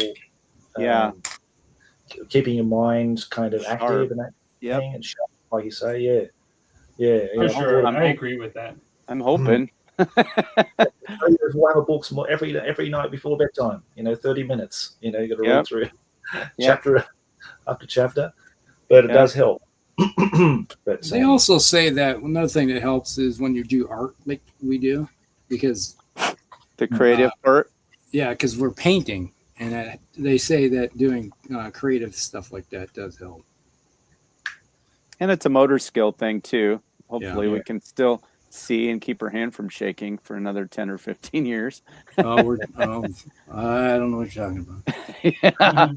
That's my siblings. They're like, how do you hold your hand steady enough to do that? And I don't know. just learned. Just do it. You relax and you just do it. I don't know. It's that eye-hand coordination. You just have to. There are a lot of skills that are really physically, even things that are not strenuous, like that you would think are strenuous, but like I started playing a musical instrument this in the last little over a year, and stringed instrument, and when you actually hold your hands, like you get like tense and it fatigues you, like when you do anything new, that even if it's not like lifting weights, like even if it's just holding a position and trying to do something. And I think that like we all learn to relax through that tension. Like I remember like holding a miniature here. Like I can't tell you how many times I was holding a miniature before. I don't use those handles. I have a couple of them, like the Citadel handles. I don't use them personally. You know, to each their own. Everybody's got a different thing. I never stopped really holding the base, but I found that when I first would do this, it would be like stressful because I would be like tense, and everything would be tense when I first started painting. Yeah, you're like holding your breath. Well, that's true too. But then I found that I think like with everything that we do over time, like you naturally relax because it's just so much easier, and you learn like what you can do. Like you know what I mean? Like you just through total trial and error. Yeah, experience and confidence. You know. Yeah. Technique. You know, I was the same way too when I started painting, and you know, and it's just you're all tense and you couldn't figure out how to hold your hands right. I still just paint holding the bases as well. I could probably use one of those handles, but I find that a lot of what I do is I hold my hand together to keep it steady, like when I'm painting with the brush. So like I don't like hold with one hand and then paint like completely free with the other. Like I have my painting hand attached to my hand holding the miniature to get as much stability, and then my elbows on the chair. You know, and so I'm doing as much as I can to keep it steady. And if I had the painting handle, I would have to then put my other hand on the hand with the painting handle anyway. I think. But I mean, I think they're pretty cool, but I only did a couple. Yeah, and for me, when I hold the miniature in my hand, but I rest it on the edge of my table, and then my other hand is free. And that's how I stabilize the miniature. Yeah, I've just always done it that way. I've always 3 points of contact. Yeah, yep. It's like, but I know a lot of people do put their two hands together when they're doing it. Yeah, I like to do this. So like I actually put my hands on the table too, but I like to have my hands together. So I'll have them both stabilized, and I just feel like I have more control that way. But it's whatever you're used to and what you kind of gravitated towards. Yeah, and sometimes I have them both on the table, so they're both stable, and I'm just moving my fingers for the brush. That's my other way I do it. Typically, you just paint. Anyway, when you run a freehand, you're just like, yeah, baby. Yeah, you got to do. I kind of not Picasso, like splatter. Jackson Pollock. Jackson Pollock, right? Just just splatter paint with rock and roll music going. That's right. Which is one of our topics tonight. That's how I did all my Bretonians. Actually, I just didn't want to give it away. It was mostly splatter paint. If you look at my desk here, it's like it's been splattered all kinds of places. That's blood. That's true. That mine is too. Mine is also splattered. Oh my! Well, you should start a topic before we run out of time. Topic before we're done. Well, this has been awesome though, but yeah, we already mentioned the second topic of the night already several times. Yeah, and the first topic I almost mentioned during you might have been gone, Rusty. What do you listen to when you're working on a project? Yeah, is that the epic one? Yeah, that's the second topic. Yeah. What did we already say what we listened to? I wasn't listening then, I guess. What was it? What are people listening to? Put your listening ears on, Palmer. Yeah. We spent a whole half an hour talking about where you been, pal. Where was I? Oh my gosh. You were talking about Weiser.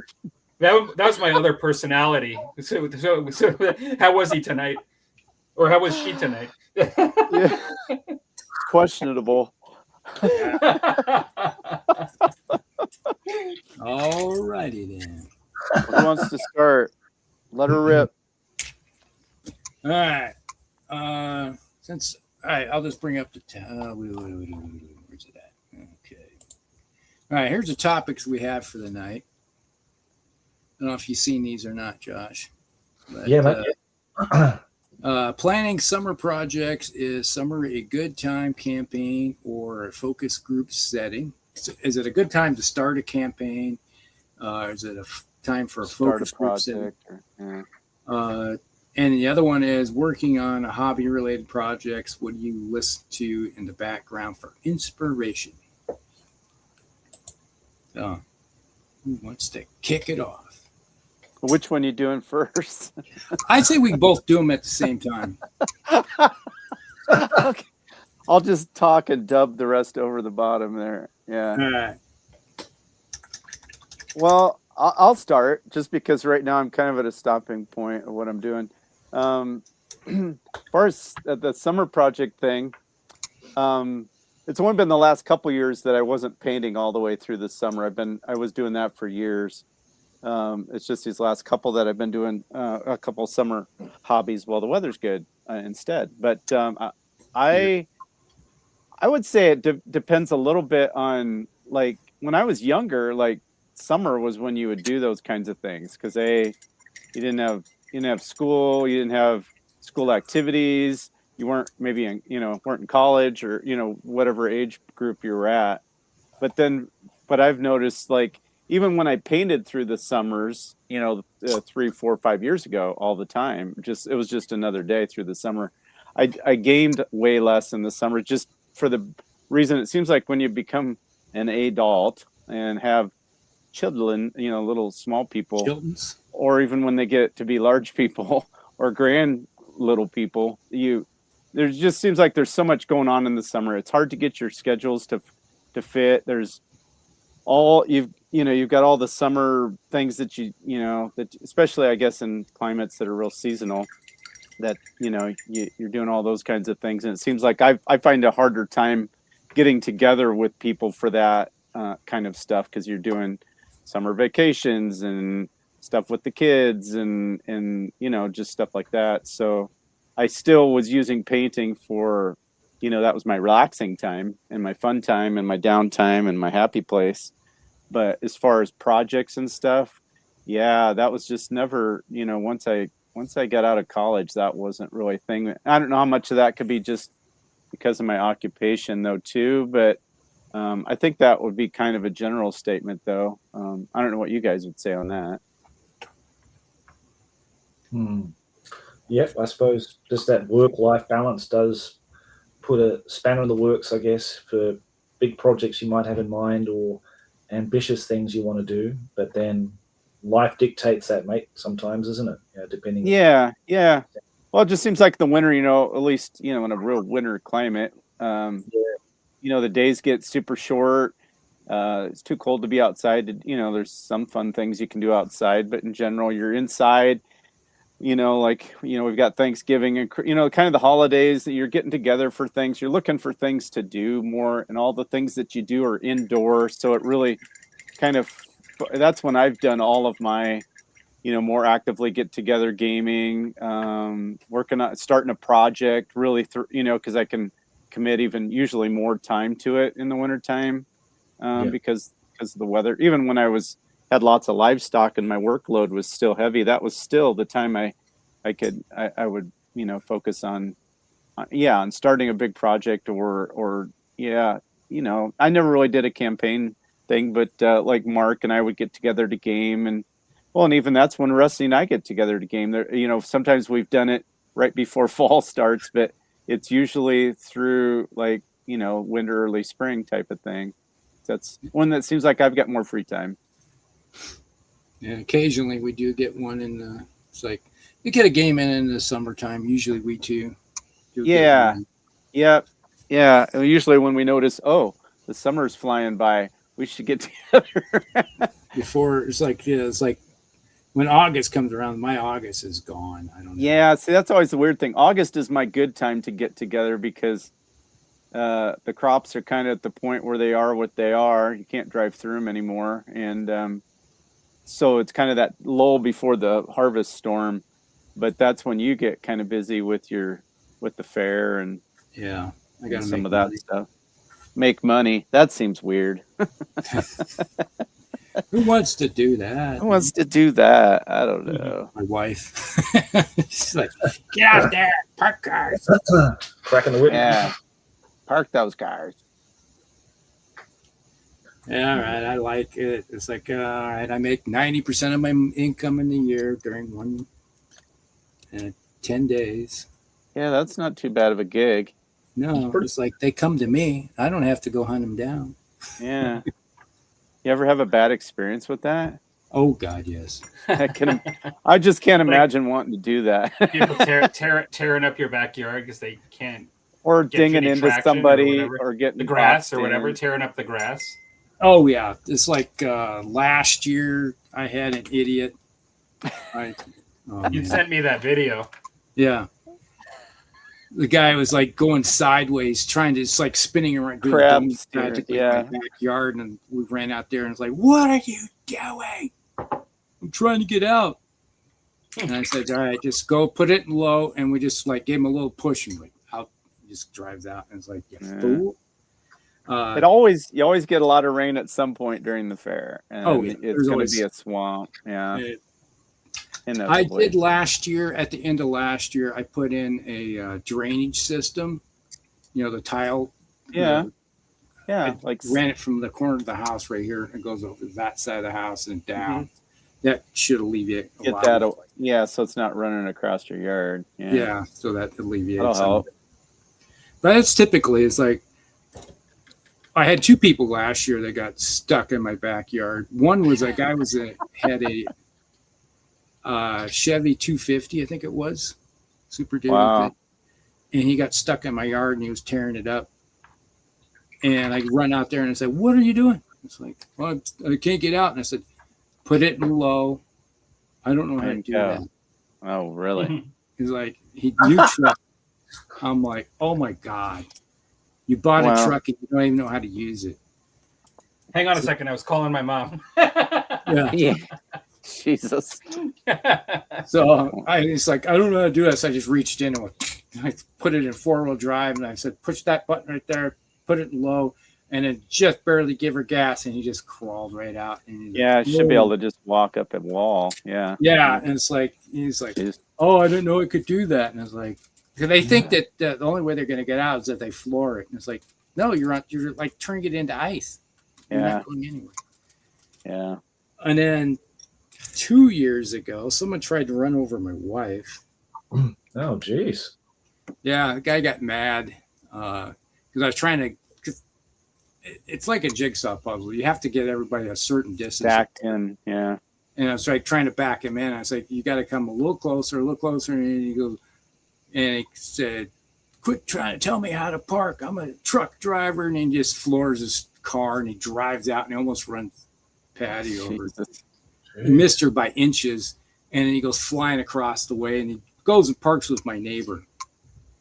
And let's just say I was seeing red by that time. Yeah. So I went over there, and let's just say we exchanged phone numbers. Yeah, had a chat. Yeah, became best friends. My neighbor's like, "What's going on?" And I told what's going on, and the guy looks at him and goes, "Get the hell out of my yard." And he's like, "Well, you already parked." And it's like, "Get out of my yard." He's like, "I already paid. You're out of here. You're not getting." And then my neighbor turned around and gave me the money. Wow. But see, like the fair is close to your home, and you rent out your your property for them to park their cars. Is that right? Yeah. Yeah, I can get 24, 25 cars in my yard. And I can't believe you can get that many. That is right, and he's right across the street from the state fair, the biggest, one of the biggest fairs in the United States, actually. Yeah, state fairs. 10 days were of crazy. Yeah, you can get between 40 to 60 cars a day. That's crazy. It is a good place to park. Oh yeah, it's like I got the location is awesome. Yeah. Well, I shared pictures tonight with that's the view from my house. That's beautiful. Yeah. So I always got a nice view. Especially, I love watching the sunsets. But yeah. Oh yeah. So that's the kind of the craziness that happens. But hey, when I'm working at the desk, I typically I've shared pictures of my stereo systems. Mm-hmm. Yeah. So I have 3. Like you do. We need 4 so they can be in stereo, kind of. Yeah. Yeah. But I have 2 main systems that have 5-disc CD changer, cassette decks, that type of deal. and you got AM FM radio too if I want to listen to it. But typically what I'll do is I'll just open up the 5-disc CD, depending on which system I feel like if I'm going to go up and down the stairs every once in a while. It depends on which one I want to play. But I'll just put in 5 CDs of, let's say, here's some examples. You know, I'll throw in a little bit of Rush. Yep. Rush music. I got that one. That's the double CD. Yeah, Chronicles. Yeah. It's best of, basically. That was their first best of one. This came out in, what is this, 88, somewhere there? 87. But, so I have that one to play around. No, I just got this one today. Picked this one up. Oh, nice. Yeah, Led Zeppelin. Yeah, a little bit like that one. I didn't have this, so I got it on cassette, but it's like I wanted it on CD eventually. And then Palmer he's got to love this one. I just got this one today. Oh, nice. Which one is that? That's the Who. Oh, that's Who. I don't have that one. I don't recognize that album cover. What is that called? It's the Mongolian Who. Rumble of Thunder. This is. Oh, wait a second. Not the British Who. No, not. Oh yeah, I know that. I know that you like the Mongolian Who, but I don't know their albums at all. Yeah, I thought you meant the British Who. Yeah, I was I know most of the Who albums by sight because I like the Who quite a bit. But I know you like those guys. Yeah, you talk about them a lot. Yeah, I got like a binder that has like 100 and something CDs in it too. That toss those in there. And I got a bunch of Who stuff that I just tossed in. Nice. So you listen to music mostly? It's if I'm not listening to music, then I got YouTube videos going, and it's like I know that I got Josh. He just put out a battle report. Yeah, I just had a report. It's the Man of War. Man of War. War. Yeah. I have it queued up that I need to watch. So. Okay. You need to make them longer so that I don't have to stop my painting and go to the next video. That's a good point, actually, because because I have started making. What I do first is I actually edit the whole thing. Like I take that battle was quite a big one because we played like 1,000 points. Right. So about 3 hours of footage, I think, all up. And you just cut it down. How long is that video? Only 20 some minutes, right? I cut them down. So what I do, I have like a raw report. So the raw report is basically I go through, I sort of chop and just cut off the fat bits, like dead air or whatever, and I put in the sort of transitions between the scenes and stuff like that. Yeah. And then I put that on my Patreon, so my patrons get to watch the full thing. Yep. First, laughing and carrying on and doing what. Oh, so the full thing you can watch on your Patreon. I've done it. I didn't do that before, but now I started doing because one of the other guys said I wouldn't mind seeing the whole thing and listening to it. Maybe I'll have to do that then. So I thought I'd do that as just a nice way of giving them some extra content.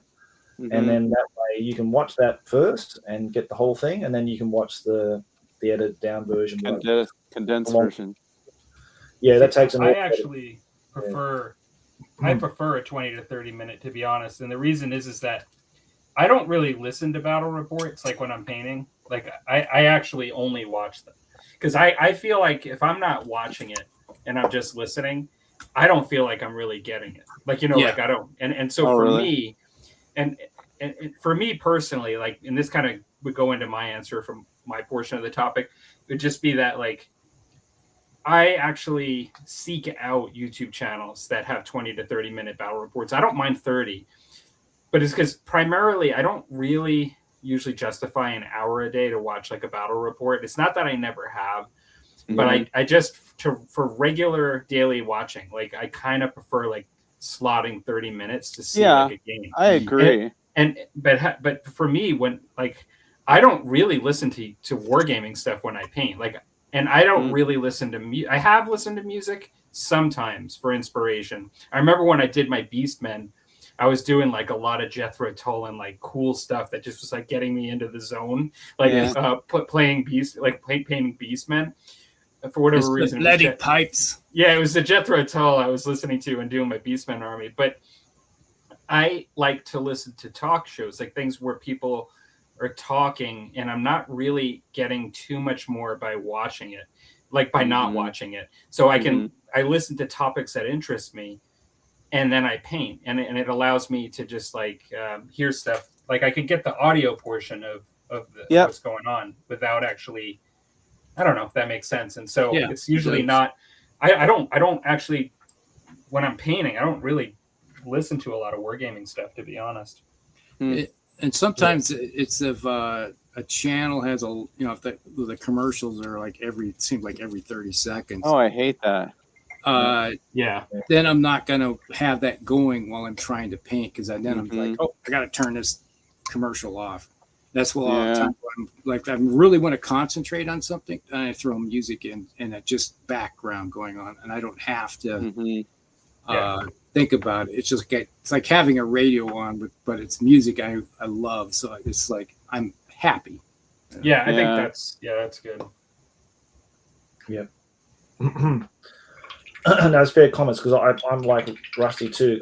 As soon as I see like loads of ads on there, I'm out. It's just too, you know what I mean? Because you got to keep going there and try to click off the ad and skip it. Yeah, skip ad. Yeah. It seems like they all are now, though. There's some that aren't. Like, because I'm just curious. Are there some that don't have ads? Some don't have very many ads. Okay. Yeah. I don't know why. And they're big channels, and some have a lot of ads. Okay. Yeah. There was a couple channels that seemed like they put an ad in. It seemed like every minute. And I was like, oh my god. Some of the channels that I watch that maybe aren't wargame related, but they're big channels, and they'll do like a paid promote, where they'll promote and that can be a little bit annoying, but typically that's it though. Like there aren't a bunch of commercials in the rest. It could be an hour and a half long video, and he did this paid promotion, and they must be able to then hold the commercials off, because I don't have to push freaking skip ad 100 times. Yeah. I always try to have mine where it's like you have an ad at the beginning, and then it's like there should be an ad if it's a long enough video, you might have an ad in the middle, and obviously ads at the end. That's typically. I didn't know how that worked if you set it up. Yeah, you can have it set up where you want them. But that doesn't mean that YouTube won't put them in where they want them. See, that's what I've heard. That's kind of how it ends up working. Some people have said, well, that's not what I wanted. But yeah. Excuse me. Yeah. What do you do, Josh, when you paint? Well, actually, just drink. I wish in the evening sometimes I do, but usually when I'm editing, I drink a lot. Actually, when I'm editing, okay, goes down, mate. That's when it goes down best, I think. But I bought this computer when I'm going to what I'm using now about 4 or 5 years ago. And when you get like an Apple Mac, they gave you like 3 months free for Apple TV and 3 months free of music and the arcade thing or whatever. And I've never used it. And then I thought the other day, I want to use that. I want to redeem that voucher and just get 3 months free, because it's basically the summer. I get, just music. I can listen to anything I want, because Spotify, I was listening to Spotify and the bloody ads just drove me nuts. Because every time to bring the ads on, I thought, and they double it. They don't give you one ad, they give you the same ad twice. So I thought, stuff this. Apple Music and just listen to that. And I've really found that's really helped me just zone in and not get distracted. As you and the other guys have said, when you're watching videos, you're sort of looking up and it's sort of breaking the flow, and then you've got the ads you've got to skip, and then like you say, the video ends too soon, you've got to find another video, and I just found the music really helps me just channel into what I'm doing. And I'm pretty hip. I'm listening to sort of young people stuff. Wow. So I'm listening to AI music. Listen to some AI music. Not that bad, mate. Not that bad. Wet Leg is like an indie group. I like indie music, so indie group out of the UK, and I like their sort of style and their music. Tame Impala is an Australian indie group which I really like, so I'm listening to them. And what else? I've got like things like Queens of the Stone Age, quite like them. Oh yeah. And the stuff like that. That kind of genre I kind of like listening to in the background. It just keeps me bopping and beat, going along. You know what I mean? Is it like alternative or like dance music or? It's like indie rock. I think probably the alternate Okay. rock would be probably the best way to describe. Modern folky No, like actual rock. rock. Yeah. Okay, Rock kind of thing. Yeah. cool. Yeah. But I used to watch a lot of videos, but I don't really. It's funny, being a creator of videos, I don't tend to watch so many videos now anymore. Yeah. At the time, I struggle to find the time to watch, just to sit down and concentrate watching a video. You know what I mean? Yeah. It's sometimes a little bit difficult, but sometimes I'll throw things on there, just hobby chats. I love live streams, so Yeah. I think part of that, I love just listening to something. I have to look up, and I can just listen to people talking. Yes. So I enjoy that while I'm painting. Or in the wintertime, I really like watching the old 90s British sitcom type things and have them playing in the background and give sort of a coziness, I think, when I'm painting sort of 90s miniatures. There's sort of a nice correlation there between the two. What was the other question again? Something about campaigns and something like that, or whatever? Yeah. Or what do you like to do it in the summer for hobbying compared to other times of the year? I think the heat is a factor. So it gets awfully hot here. I don't know what it's like there in Iowa and where you are in Canada. We're close to hell. We're averaging. It's chilly here. Like we've been averaging like 10 degrees. Like, oh, really? Yeah, well, it's really rainy right now. It's been raining for weeks. Yeah, I noticed that. And so it's just cold. We've been below average temperatures, at or slightly below where I live. Yeah, typically it's this like year. By this time we're kicking into the 100+ Fahrenheit range.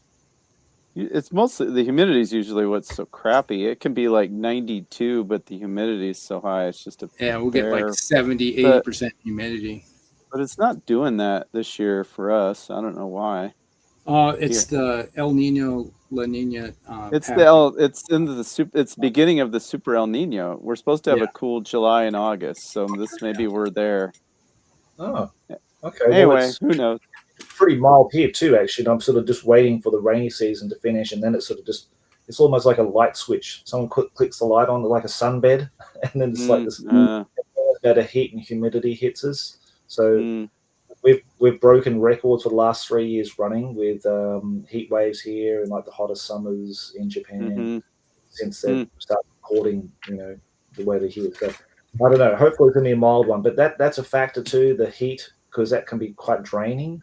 Yeah. On you, and sometimes you just don't feel like doing stuff like that. Like drinking, to be honest. More than a game.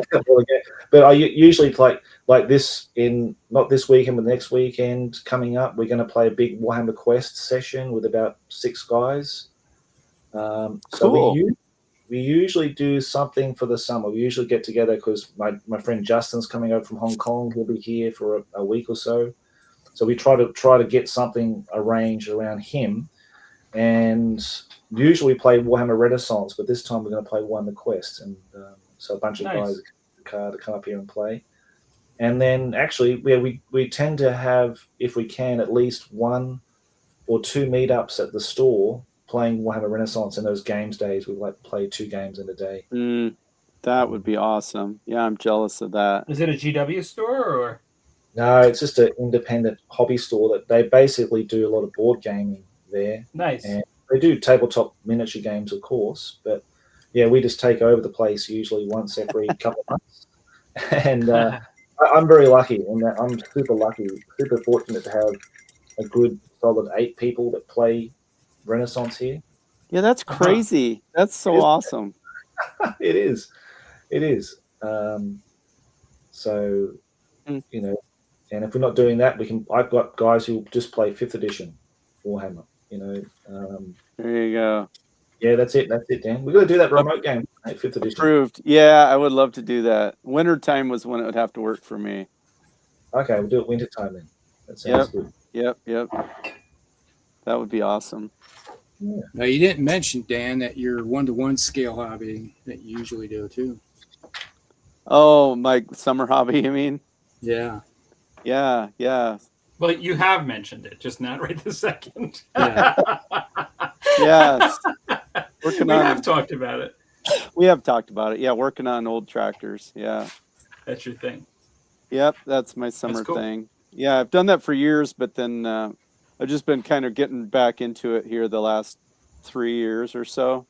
I don't have a heated space to work on them in the wintertime, so which is fine. In the winter, I come and do this all winter. In the summer, I work on that when I can. And yeah, it's been fun. I'm currently working on a 1937 Farmall tractor that had been stored in a barn for over 35 years, and when he got it, it wasn't running. And so yeah, motor was stuck, clutch was stuck, and drug it home, and all the tires were rotted. And I got it running, and I think before the end of this month, I will have it driving.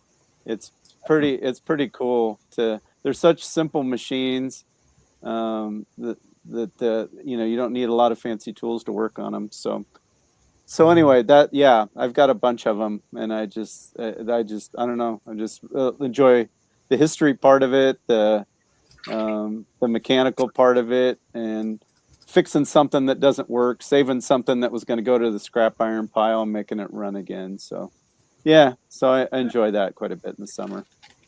Yeah, nice, man. Yeah. I guess I didn't talk about what I do when I paint. Listen to. I never listen to music. I do listen to music when I'm out in the shop working on tractors. I've got a Spotify playlist that it just plays through. It's hours long, so it's all music I like, just a hodgepodge.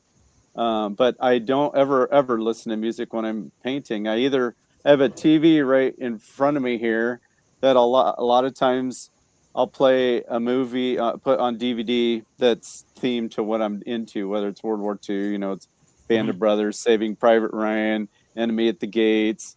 Then I do my Bretonians. I've got Kingdom of Heaven, Tristan and Isolde, Robin Hood, just all the different, and I've watched them 1,000 times. So like, I'm not, my eyes don't drift. I'm more listening to it because I know what's happening. Right. And it gets me kind of into the theme, and I don't know, just kind of, it fills up my brain just enough between that and the painting that I'm in my zone, but yeah. Otherwise, right where I have the laptop sitting here now talking to you guys, I will put YouTube videos up, and that's where I tend to like to find the longer ones. Like that's where I will listen to some of Josh's older battle reports.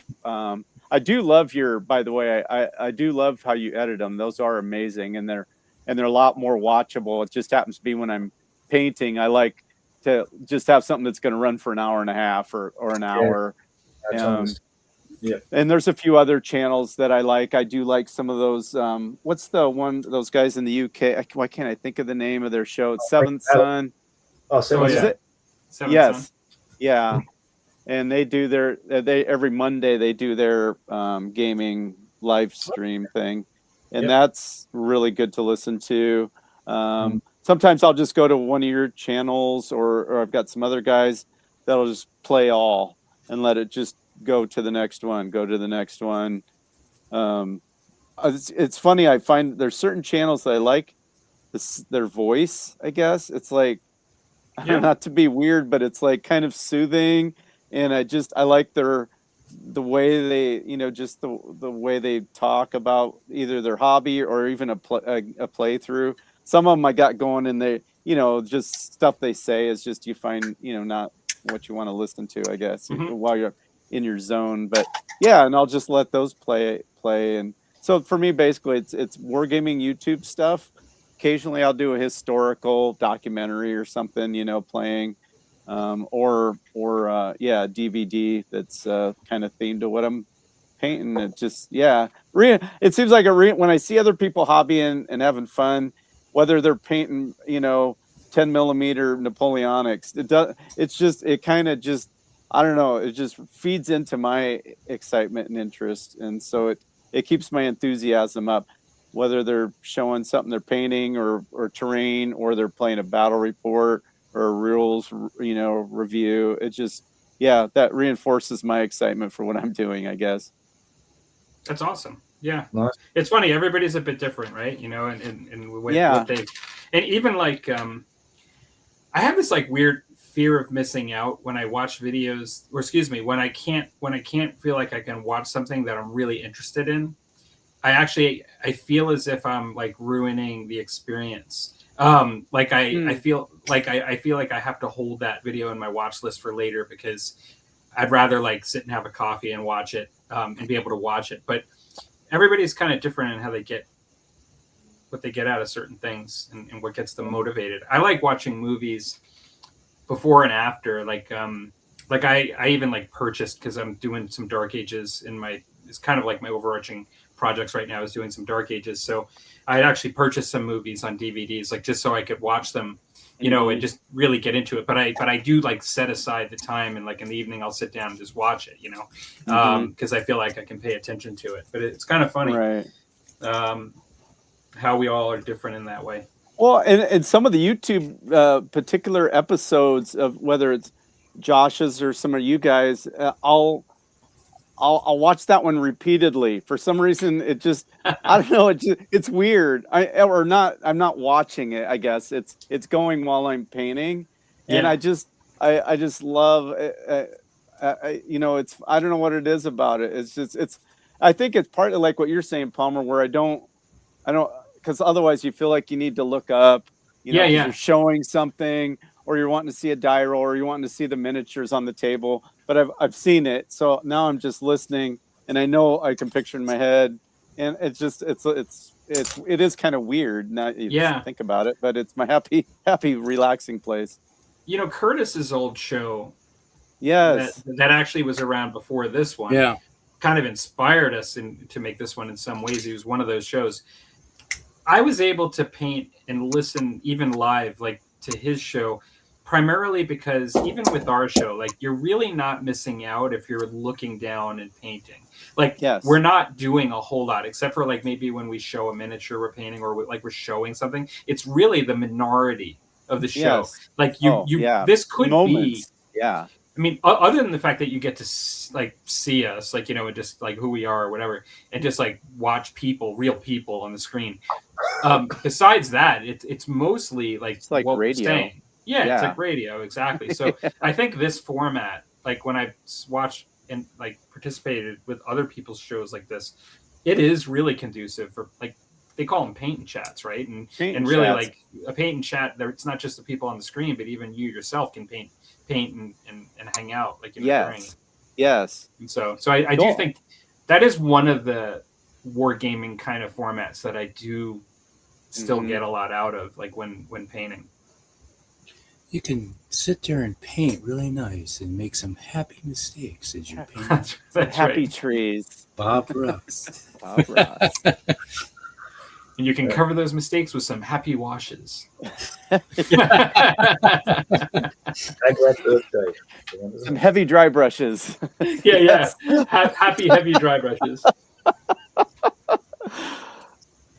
Yeah, it's funny how everybody's different. Everybody's got kind of their unique thing. I think the key is to find your thing. Find your happy place. Find the game systems you like. Whether you're batch painting 24 at a time, or each one's a one-off. Whatever your happy place is, find that. Yeah, Clyde's put in some comments there. He likes to physical media, which I'm all about physical media. Absolutely. Getting some bold color pants on the Slayers tonight. Nice. Yeah, that's awesome. Slayers always have to be some bold. Bold. I'm old. I play physical media, records, CDs. Just gotta get up to change things every now and then. I'm the same way. It's like I have. I usually don't put albums. I wish I still had my album stacker. I had an old Techniques that you could put a bunch of albums on and just just drop one at a time. Yeah, but it eventually died. So it's like I've never seen that. You need like a 5-disc CD changer, then you don't have to get up for a while or whatever. That's what I have. Yeah, I got 2 of them. Okay. Well, that would keep you covered. You probably have to go to the bathroom or something before that would run out. Yeah, typically what happens is that I don't have to get up and.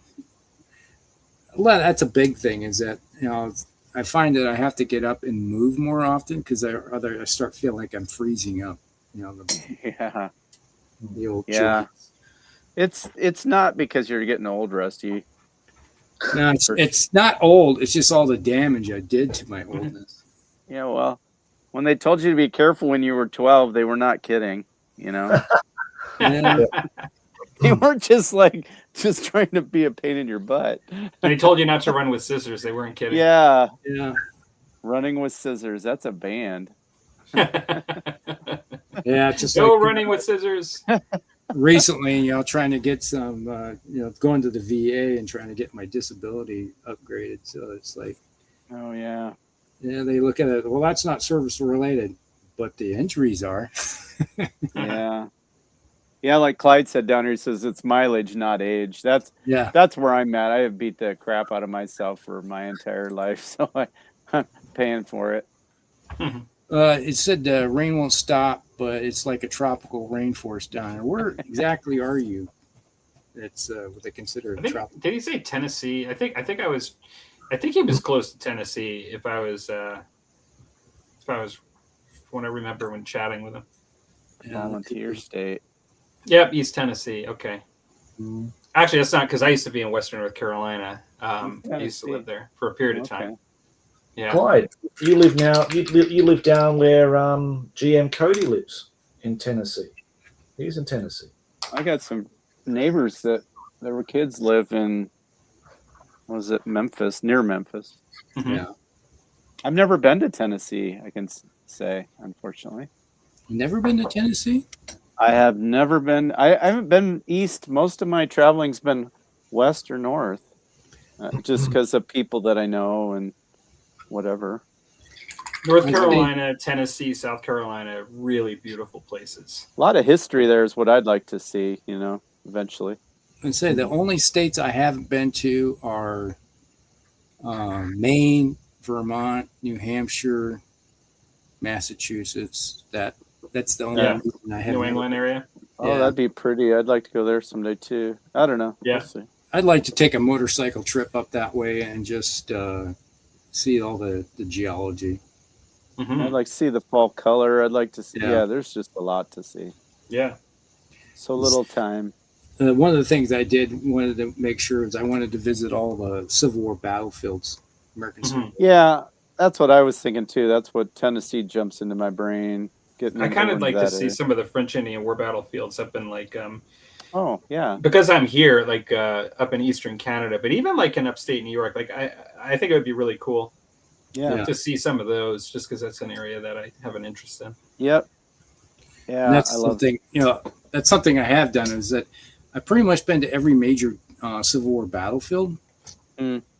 Because I just made it an effort to. The only one I haven't been to yet is Shiloh for some reason. I've driven by it so many times, but have you ever experienced the quickening during that? Nice to see you getting there, Palmer.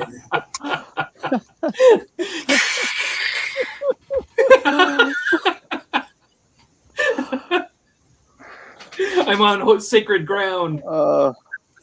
Yeah. I haven't been to any Civil War battlefields. Yeah. I mostly just worked, I think. I'm starting to realize maybe a few regrets, but I think most of it is because, being in the military, and I've always, grew up reading all the, autobiographies and stuff about major generals and stuff all throughout the Civil War. It's like, I gotta see these things. Yeah, I just can never. I can never get away. Well, you've had like Oh well. at times you've had like livestock and stuff. I mean, like you have things that you just can't leave. Yeah, I've had livestock my entire life. Yeah, You know, so so I just. And I can attest to it because, you know, my entire youth up until I was graduated high school and actually went off to college is like you never left and never did anything. Yeah, you never do. You just, and it's even harder now because there aren't even neighbors around that's To you know help take over can for help. Yeah. So yeah. anyway, I mean, it's my own choice. I'm not. Well, I think you obviously like what you do. Yeah. So, like from talking to you, it sounds like you really do. Yeah, I do. I do. Yeah. But So it is a that's what matters. sacrifice. It is. Although this is my last. I had my last calves were born this spring. The cows are going this before Christmas, and then I'm feeding out like 5 head of calves for meat for people. So next summer will be my last year with livestock on the place. Hmm. Oh wow. Okay, man. Now that was something I always said. It's if I ever went back into farming, I would only be a grain farmer. Oh, me too. Dirt farming. Don't be silly. Just dirt farm. Just Not a pot farmer. That's you grow in your dirt. You grow in your dirt what you want to grow. I'll grow in my dirt what I want to grow. We have marijuana growing wild, but it's I guess it's not the good stuff, and it's a pain in the ass weed. Here, yeah, it's tough as heck to It's get. used for clothes, hemp. Yeah, twine. Clyde says, with the pot farming, you could just do it in your basement with aluminum foil on the windows. Like it doesn't have to be out in the country now. well, now Hey our area, man, is that freedom stuff you growing here, man? our area's moved on to meth now. Pot's that's the old news. Now we make meth because we got here it's actually here. I mean, like a lot of places in the U.S. it is too, but it's completely legal in Canada. And I could tell you that like you could smell it all over the place. Like compared to the past, like I was just going down from a medical appointment in a parking garage in the middle of the day, and it's like like boom, like whoa, dude, secondhand smoke. Yeah. Where is that? Where is it? You get a free high. That's why Palmer's so happy all the time, Clyde says. Exactly. All I gotta do is open the window. It's That's why I'm coughing. next show's topic. What do you like to do when you get high? You know, what minis do you like to paint? How do your miniatures come out when you're completely stoned? Unfortunately, only painting orcs during that time period. They look pretty good at the time. It's the next day that you can reevaluate. What was I thinking? On that note, gentlemen, I used to do it back in the day. Oh yeah, Clyde says I take my cattle down to Tennessee. There's good pasture down there, so yeah. I'll keep you in mind. Round up those doggies. Get him out. Did a lot of 1812 work. Yeah, that would be something that if I went up to that direction, I'd have to start hitting American Revolution and War of 1812 sites. That would be something. Yeah. Site of the old White House. Yeah. It's like, hey, that's our guys were here once, and I think we burned it down with bad consequences. Maybe we can invite him back. I didn't say that out loud. That's good. Anyways, gentlemen, I have to. It is. We've hit that hour, and 11, you guys are welcome to go on. I'm not hosting. Rusty's hosting tonight, but I do have to get going. Yeah, so I got to get going. Me too. I got to get going. I hate to quit, but it's past this old man's bedtime. I'd say bedtime's about another 3 hours. So, well, I'll be up for a little while, but morning comes early. Yeah. So I get very little responsibility. but me. Yeah. Well, that's good. Good for you. I'm aiming for that. Well, it's a surprise to see you, Josh. That was awesome. Yeah, it was great to see you, Josh. That's It was awesome. really nice to be here. Thanks again to Rusty for inviting me on, and it's great to have you because I really enjoyed watching this show every 2 weeks. So it's nice just to pop in on my Yeah, we're doing it this- monthly during the summer right now. And we need to get on his channel. Yeah. Yeah. I said Rusty too. You guys should come on my channel during the summer when because you're having a break time now, aren't you? You know, you're sort of doing one every month. One a month. Yeah, one a month until probably September in that area. Yeah. Yep. That's great. I would love to anytime you want. Yeah. Absolutely. That's awesome. Yeah, Anytime you absolutely. want, except for all the times I'm a waiter in the summer. Otherwise, anytime at all, except for all those times I'm not Except here. for all those times I'm not available. Yeah. Yeah. I demand this on the next one, then Palmer. Get the pot plants out there and everything, mate. Get it all very Canadian looking. I think that's We'll have some very interesting cigars on the next show. very interesting. Okay, that sounds good. Interesting cigars. No holes. Yeah, it's good to see Clyde tonight too in the house. That was awesome. Yeah. Good to see you, Clyde, mate, and good to see you painting up some dwarves there. Yeah. What they look like. Actually, do you guys have a community page? You know, like on YouTube, you like a community page, and people can post their photos up on your Just the YouTube channel. Facebook. Just the Facebook page. Just Facebook, yeah. That's Right. So if Clyde posts on Facebook, I'll have a look at those. Yeah. Yeah, in Yeah. progress even. Sure. Right. Okay. That sounds good. All right, guys. Well, thank you very much again. Yeah. And Yeah. see you again next time, I suppose. Keep Enjoy your hobby. Precious moving. Yeah. yeah. Just get a contact us, and if you want, when you want us to come on to your show and do a Yeah. and Clyde said do a White Dwarf episode where we talk Yeah. about our favorite White Dwarf. Yeah, we could do that too. Yeah. Yeah. Okay. I've never Yeah. done that. I like doing that. I love doing those My First White Dwarf videos with people because it gives their retrospectives and on their White Dwarf and articles I like to read. So if you want to do that if you want to do that separately to the live stream, I can get you on individually and do those and cover that with me. That'd be really good. Yeah. Do you know what your first white dwarves are offhand? Oh man, it would have been mine. Would have been like around 1989, somewhere in there. Oh, that's good. They're the good ones. They're like the Robin Yeah. Jews. Yeah. Mine was late 90s, so Because it was related to Epic, Warhammer Epic. Hmm. This one. Hey, that's how I found your channel. Yeah. Musty. Yeah. Years ago. Right. Okay. Well, yeah. Have a hunt around, and if it's not your first and you can't remember what it is, just check out your favorite, white dwarf, and we'll cover that. All right. At Yep. some point. Yeah, that's cool. Yeah, there's a Sounds couple that come to mind. Cool. On the shelf, Clyde. If you want to deal with me, mate, just get in touch with me. You can email me through the Crown Command at gmail.com, and we can cover that with you, mate. No problem. All Yeah. One of so Josh's that's fun. assistants will make sure that you guys get connected. Yeah. I Speak to his- Can I Yeah, talk yeah. to talk to his manager or whatever? wish. Mate. Okay, guys. On that All right. note, No, we better say goodnight. I am out. All Good right. night, everybody. Good night, everybody. We'll see you maybe in about a month or so. All right. Good night, everybody. Yeah, watch our Facebook page.